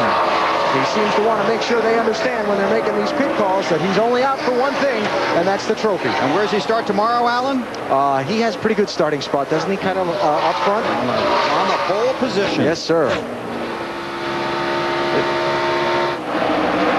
Carl Edwards. You called this one, Benny. Oh, you could just see it coming. He was just getting a little bit faster than Kurt Busch. And now the last lap, he was about a quarter of a second faster than Busch. This is just about what happened at the beginning of the race. Edwards started on the pole, pulled it out to the big lead.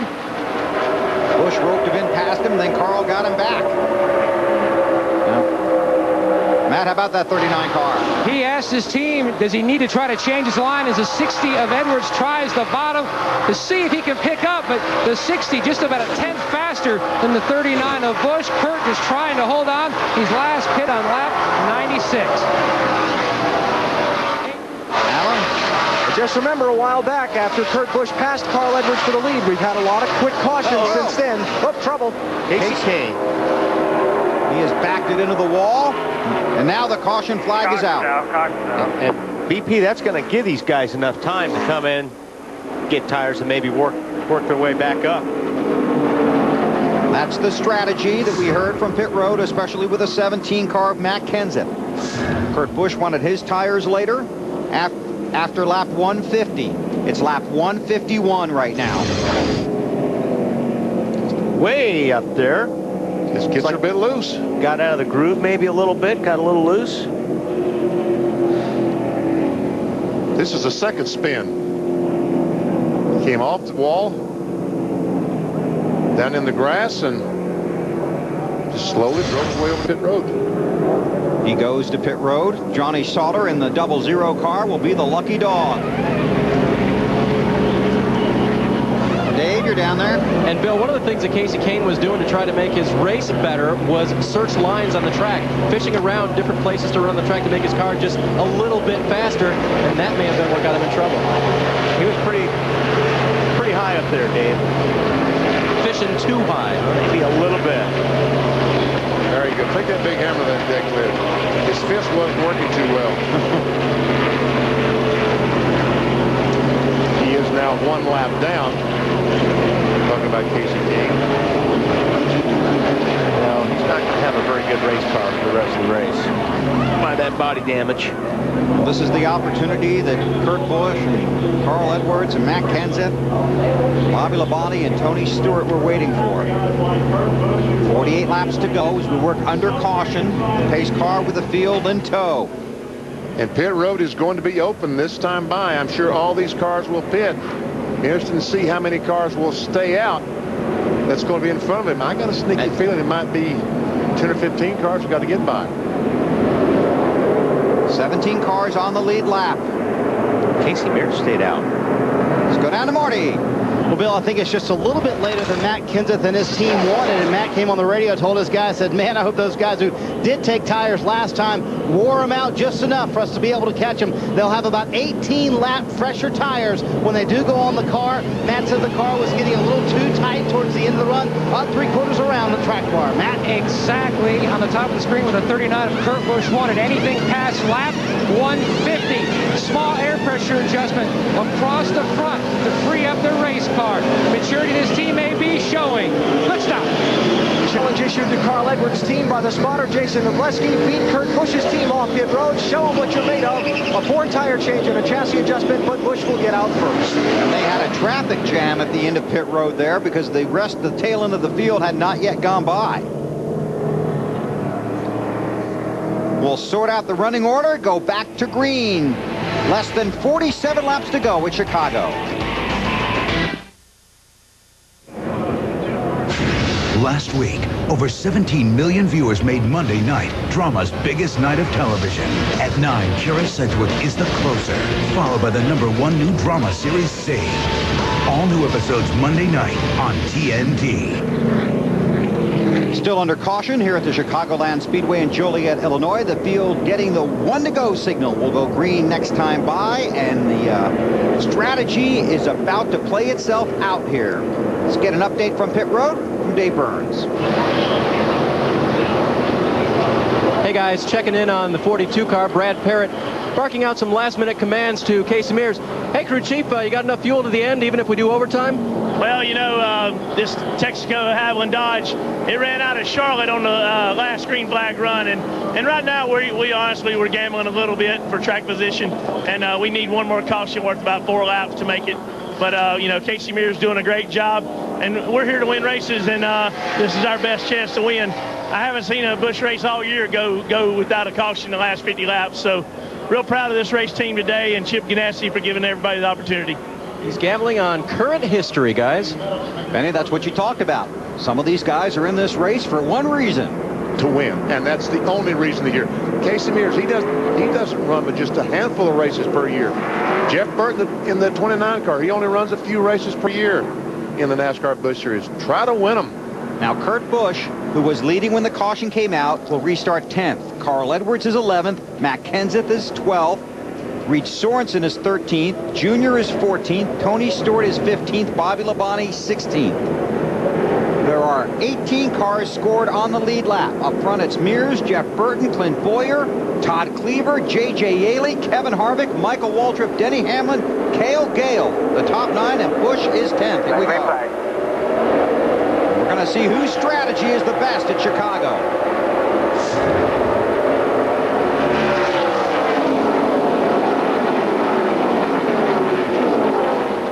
Wow, 4 wide there. Oh, man, that Cale Gale is being used up by Kurt Busch. Kurt goes by that 1 car.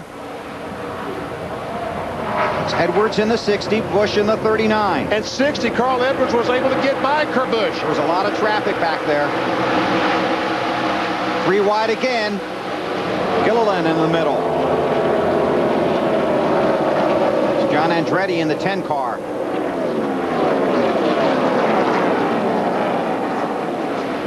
I think Cale Gale lost 7 spots on that lap. Oh, Todd Cleaver very, very high on the racetrack. Denny Hamlin. And passed by Edwards.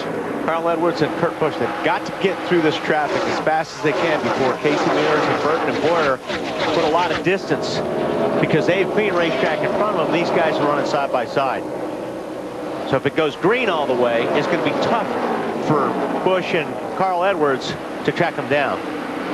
Now here's the restart just a moment ago. We'll watch the 60 and 39 and see how goes down in turn 1, and Kurt hesitated just 1 second, and Carl makes it 4 wide to go on the inside of Cale Gale, and Busch on the outside gets by him. What a gutsy move by Carl Edwards.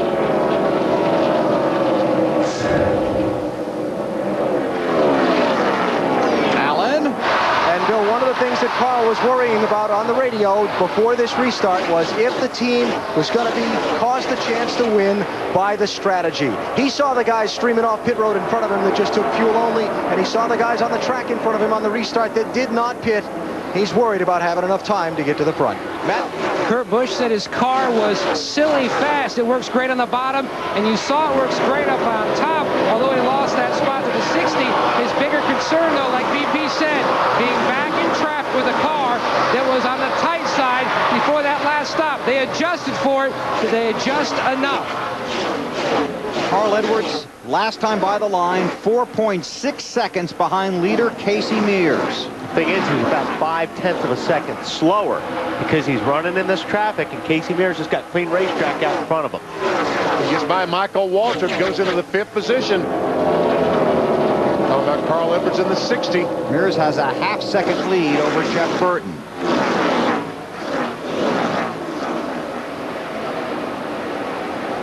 Busch on the high side.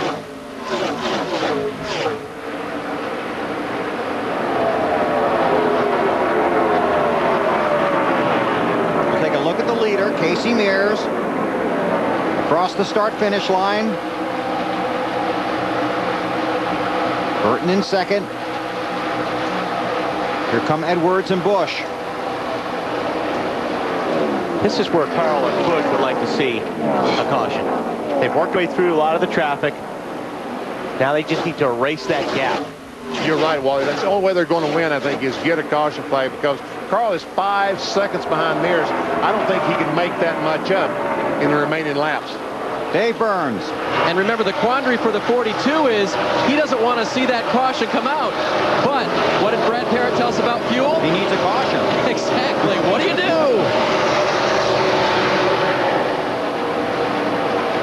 Casey Mears has led 10 laps. Kurt Busch has led the most, 79 laps today. Carl Edwards has led 53. Casey Mears cannot make it to the finish. Well, the fuel load he has, unless he gets some help from the caution flag.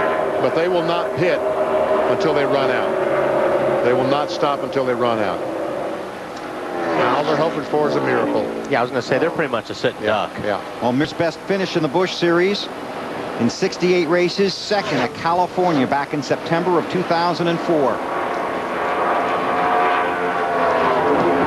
Here's Jeff Burton on the pole for tomorrow's Nextel Cup Series race.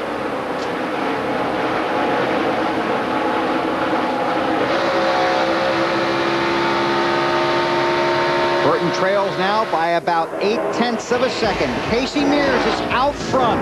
How will this unfold? Strategy of the story at Chicago. NASCAR Busch Series racing from Chicago, presented by Pennzoil Platinum on TNT, is brought to you by Pennzoil, not just oil, Pennzoil. By Carfax. Never buy a used car without Carfax. Get a Carfax Vehicle History Report. Ask your dealer to go to Carfax.com. By Allstate, official insurance sponsor of NASCAR. And by Nextel. Get closer to the NASCAR Nextel Cup Series with Nextel from Sprint. We are under caution for debris on the backstretch.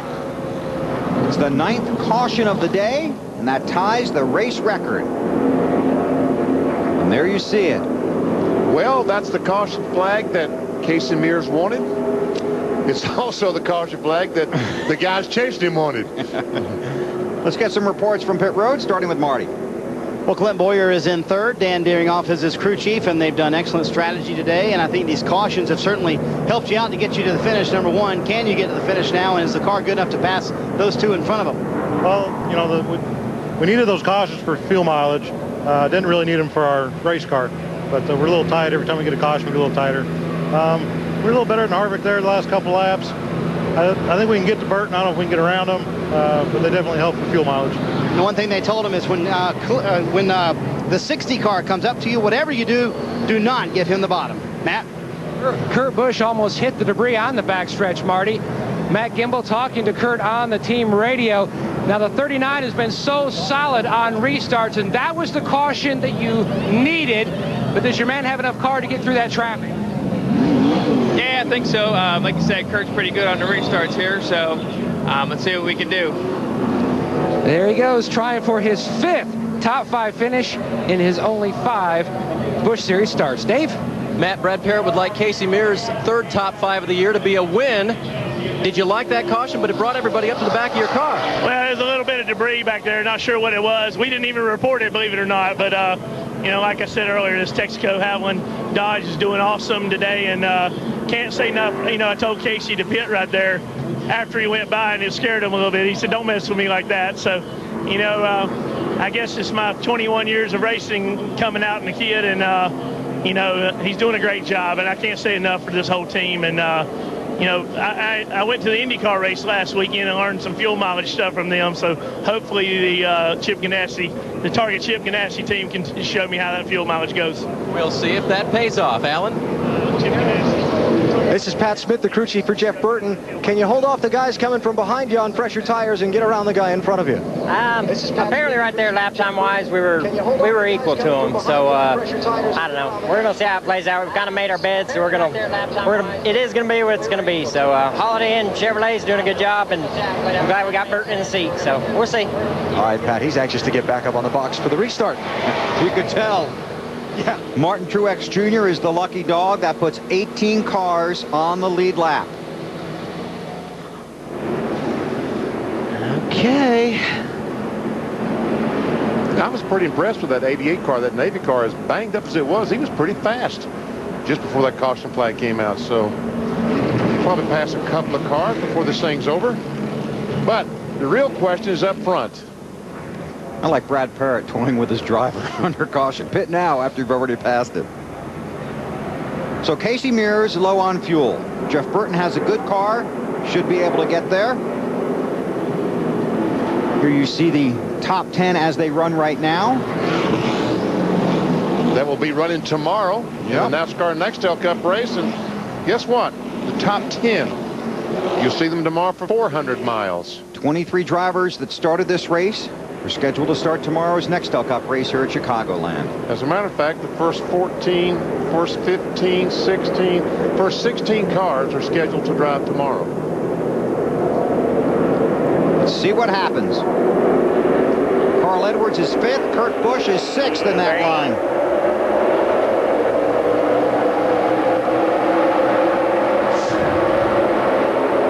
.28 to go.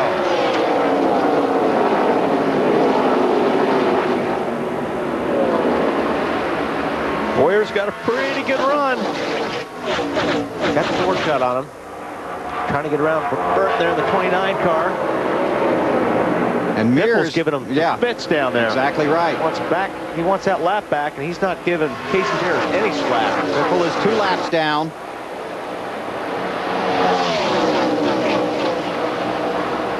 Boy, Biffle really racing him hard. Oh, we see, here we go. Burt trying to go on the inside of Biffle, make it 3 wide. Yo! Going to try and force Biffle up high, see if he can get underneath them as they head for 3. That helped out himself, and it also helped out Casey Mears in that 42 car. It gave Casey a little bit of breathing room there. Sure did. See how much momentum Burton has now.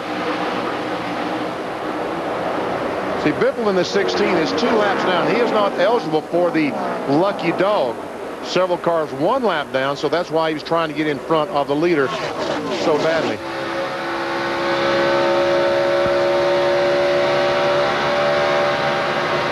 Carl Edwards is up on the back bumper of the Kevin Harvick's car. See him right there, 21, then 60. Alan?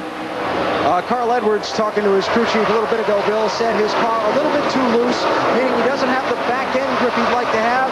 He said, I'll do the best I can. Well, you know they believe he's the best out there, and he's trying to get back to the front. Matt? Kurt Busch absolutely focused, not saying anything on the team radio. His spotter, Jeremy Brickhouse, is trying to keep him abreast of the traffic in front. And what the leaders are doing, you can see Busch trying to work the bottom down in 3 and 4, a little higher down in 1 and 2. Marty? And Matt, today Carl Edwards has been doing most of his passing up in the on the bottom groove of the racetrack. So both of the Richard Childress racing cars, the 21 of Kevin Harvick and the 2 of Clint Boyer, have been told, do not give him the bottom. That's why you see him going around on the top instead. They will not give up the bottom. They're going to make him do it on the high side. Well, he did it. He got by the 1. He got by Harvick. Edwards last time by the start-finish line was 2.1 seconds behind Mears. I just don't think Kurt Busch's car is as good in traffic as it was out front. He just doesn't seem to really be as fast as he was when he had that clean air. Edwards has moved to the top of the racetrack in that 16. He's going to get in the wall if he isn't careful. My gosh, that was close, I thought. I bet he did too. I think he did. He's still trying to get by this Clint Boyer number 2 car. Kenseth in the 17 takes a spot away from Kurt Busch. Take a look at the speeds at the line. Being out front is a premium. There's just nothing like track position and having all that clean air. Unless you're going to run out of fuel. That's the problem, Matt. BP, that's exactly what Kurt Busch said before they made the last stop. He said the car is just silly fast, so strong out front in clean air. He was unsure just how good it would be back in traffic, and that has been his biggest issue. Stuck back in traffic, the car just a tick on the tight side. And Matt, before Casey Mears took over the lead when some of these leaders pitted and basically handed it to him, he had been moving through the pack, and when he got in clean air, his crew discovered that that was exactly what that car needed. It operated so much better out of traffic, and that's what he's been doing ever since he's been up front. He has been told, try to save me a little fuel, but that's tough to do, and basically, as we've been saying, they have played their hand, and he hopes that that 42 will just sip the gasoline on toward the end of this race. All right, Carl Edwards has moved into that 3rd position, but he's almost 3 seconds behind the leader. Alan, what are they saying now? Carl just called on the radio last lap by, Benny. He asked his crew chief, Pierre Cattell, to give him each lap, his lap time and the lap time on the leader. He wants to know if he's making up ground or if he needs to try something else on the racetrack to get closer to Casey Mears. Mears pitted on lap 130. Edwards on lap 153. Has fresher tires and enough fuel to reach the finish. Edwards does. Mears older tires and maybe not enough fuel. And that time by, Casey Mears was faster than Carl Edwards by about a half a tenth. Carl Edwards needs to be, I think, more concerned about getting in front of Jeff Burton right now. Yeah. Because if Casey Mears does run out of gas, he's got to be in 2nd place to win this thing. And right now, he's still behind the 29 car of Jeff Burton. Let's take you on a top 10 through the field, Dave. Casey Mears leading this race, trying to save it on fuel, trying to win for Chip Ganassi Racing. They haven't had all that much luck this year in the Nextel Cup Series, trying to do something on the Busch side with the 42. Allen. Jeff Burton has been stuck on 3rd here at Chicagoland Speedway. 3 NASCAR Busch Series races, 3 third-place finishes. He wants to win today. Carl Edwards, well, we told you he called in and asked about his lap time comparisons with the leader. You can hear determination in his voice. He wants to try and pull this victory out. Marty? Well, Alan, Clint Boyer just radioed to his crew a moment ago, said the car has gone too tight. His teammate Kevin Harvick actually is catching him, trying to pass him on the outside. That's an impressive pass going into turn 1. Harvick, his teammate, as we just said, passing him. His car actually getting better the longer they run. Matt Kenseth did not get the break going through traffic that Carl Edwards and Kurt Busch got. He said the car was just not good through there, too tight late in the run here for the 17 bunch. Guys are racing pretty hard right there. Clint Boyer down on the bottom. Harvick racing for the championship in the Busch Series. Boyer also. Kurt Busch has got a good run on these guys right here. He may take a spot away from Boyer. 39 car is up beside him. Matt, how about that 39? His worst ever finish in the NASCAR Busch Series, Bill, 4th. He's trying to work the inside of Boyer. How much does that fresh air out front mean? About 0.4 of a second for the 39 of Busch. Very close. Boyer holds the position. This is the race for 2nd that Wally was talking about. And you think might be the race for the win. Yeah. Taking the high side. It's like he's got the momentum coming off the 2. Oh, yeah. Carl Edwards to 2nd, the pole sitter.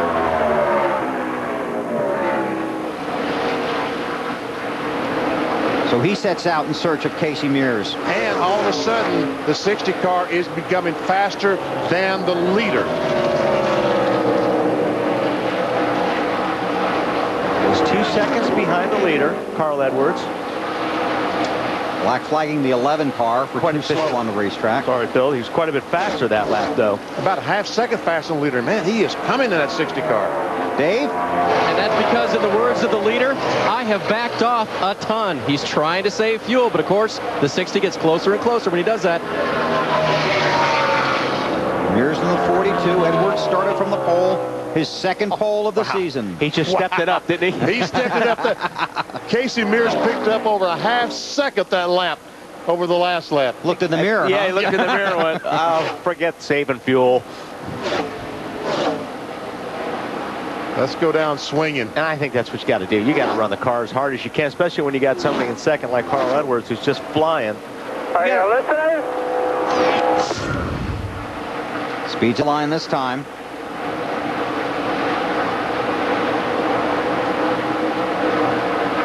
Edwards a little faster. 7/100ths of a second faster that lap. And at this moment, it is definitely a two-car race, the 42 and 60. Burton was about a quarter of a second slower than these cars.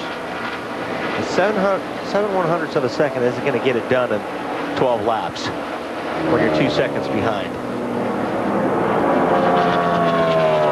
So if you're Mears, you got it to the...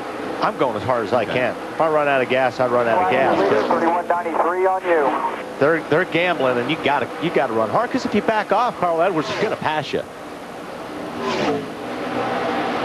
3 of Edwards' 7 Busch Series wins have come from the pole. Has 2 wins already this year in the Busch Series, looking for number 3.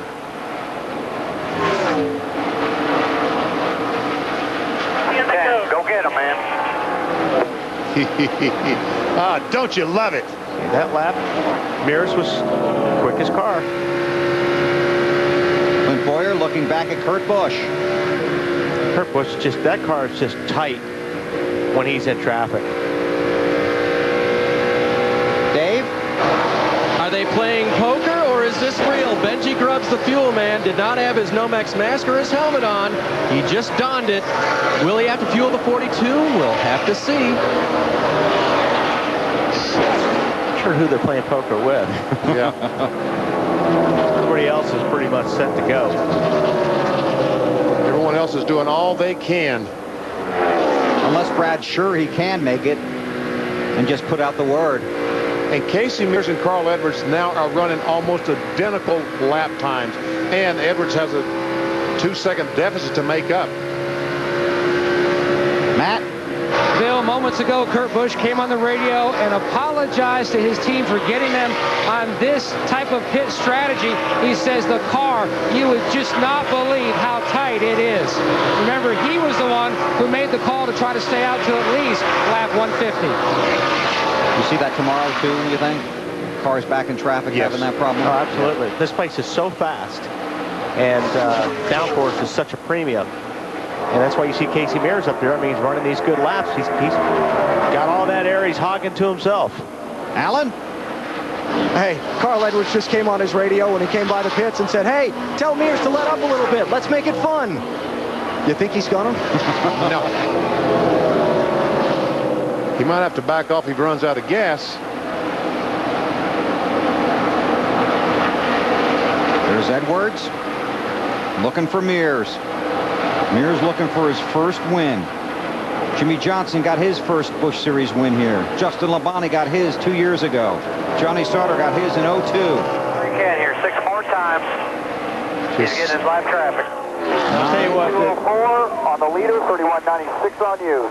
Casey Mears is looking at that fuel pressure gauge on that dash as much as he's looking out the windshield right now. Just waiting for it to start bouncing, meaning it's getting some air in the system. Busch finally got underneath Clint Boyer, still working on completing the pass. He's got it. Whoa, loose. 5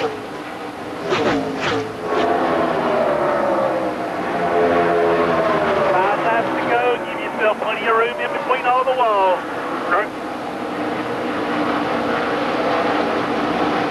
Kevin Harvick in the 21, Matt Kenseth in the 17. Harvick is 4th, Kenseth is 5th. On board with Harvick.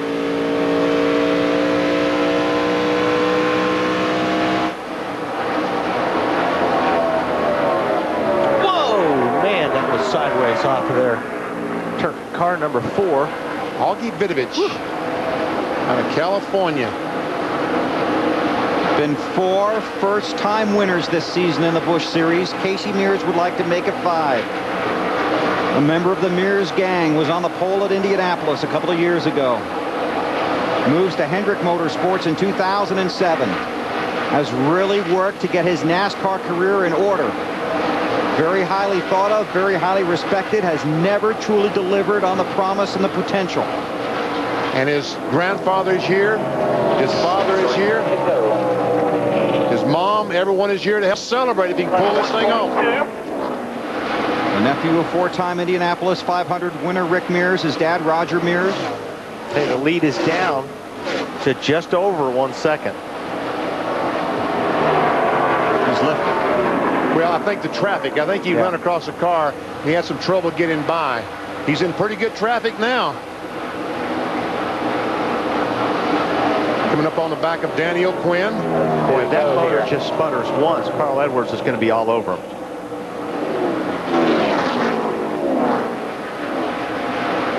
Two laps to go.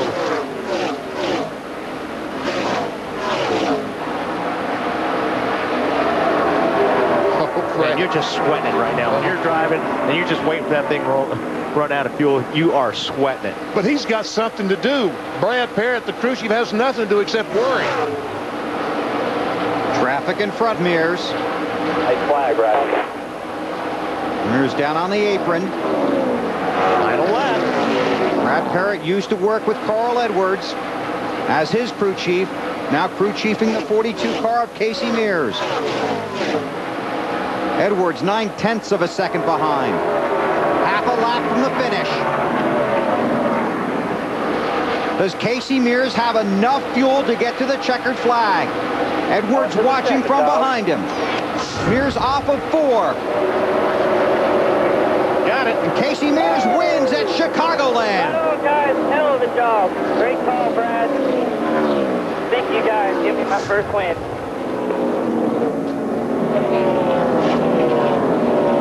Bad if the Texaco car did run out of fuel. I didn't want to say that, but that's an excellent point. You know, the worst part about it, he gets his first victory. He might not have enough fuel to do his donuts. And he probably has enough fuel to do that. This will be a popular win. Down to pit road. With Brad Parrott now, and we knew the Haviland car would have enough oil to go to the end, but barely enough fuel, huh? Well, you know, strategy wins these races, and we won this race. You know, Carl Edwards was coming. Carl finished, he beat us at Charlotte. This is a payback for a lot of things I worked on all year long, and thank Chip Ganassi for the opportunity. I can't believe we did it. And you know how fast Carl Edwards is. Yeah, I do, and you know, Carl's a great driver, and can't thank Tony Glover enough. He's great. Everybody's done a great job on this Texaco Haviland team, and I'm proud Casey Mears finally got his first NASCAR win with the Texaco team. And he's out of gas. To you, and he's now out of gas, so no burnout. Sorry. That's okay. And no, I need to check the air pressure anyway. And Dave, no cartwheel, right? And be careful celebrating. No cartwheels, no okay? cartwheels. We don't do cartwheels anymore. You know, that was a one and done, and I'm just glad that we could win our first race with TNT. Thank you. Brad Parrott, victorious crew chief with the Mears gang. Casey today. And he's in the grass between the front stretch and pit road. And that's where he will climb out. All alone in front of 75,000 or so. Well, he's got some help on the way. Here they come. Kurt Busch got his first win at Texas. David Gilliland at Kentucky.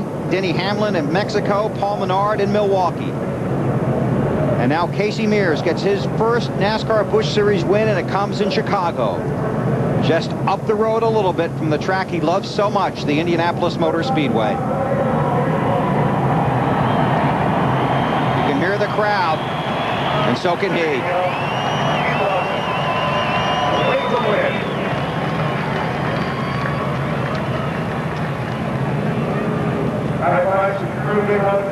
Nice job. Great job.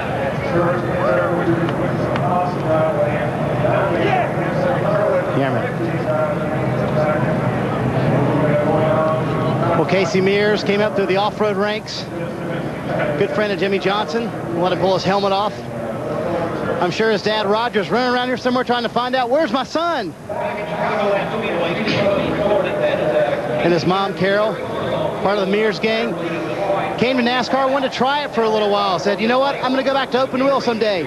He's never left, and finally, he wins his first ever NASCAR race. Is it everything you thought it'd be?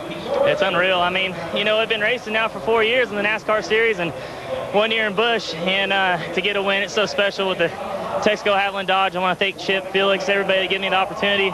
Great call by Brad Prairie. That guy's a hell of a crew chief, and he did me a great job today. You got slighted on your donuts, didn't you? Yeah, I was like dying to go do some donuts and burn the tires. I wanted to do that for quite a while now, and we just ran out of gas, but that was all in the strategy. I mean, last lap we ran out of gas. He did a heck of a job. He said we'd probably be about a half a lap shy, and I just started conserving fuel and we made it. So I know you want to celebrate with the family. What does this mean to the Mears gang? It's got to be huge. That's one thing I want to say hi to everybody back home. It's pretty awesome. Brother, niece, nephew, cousins, everybody. He held off everybody and was able to get the checkered flag first here at Chicagoland. Alan? With Carl Edwards, gave it a good try. Tell me about those last 20 laps or so. I know Brad was scanning me, so I was telling Brad, come on, Brad, slow him down, give us a good race. But congratulations to Casey Mears. He's an unbelievable guy, and he lost that race at Charlotte through no fault of his own. So we just, I should have pitted when they pitted. I didn't realize we had 2 sets of tires in the pits. And PK said, come down pit road. Kurt stayed out. Thought I'm going to do what Kurt's doing, but we weren't on the same program. So my guys did a great job. I had a blast racing. I can't wait to race tomorrow. We look forward to seeing you then. Thanks, Carl. We've already shown you the finish order. Here are the unofficial standings after 19 races in the 2006 season.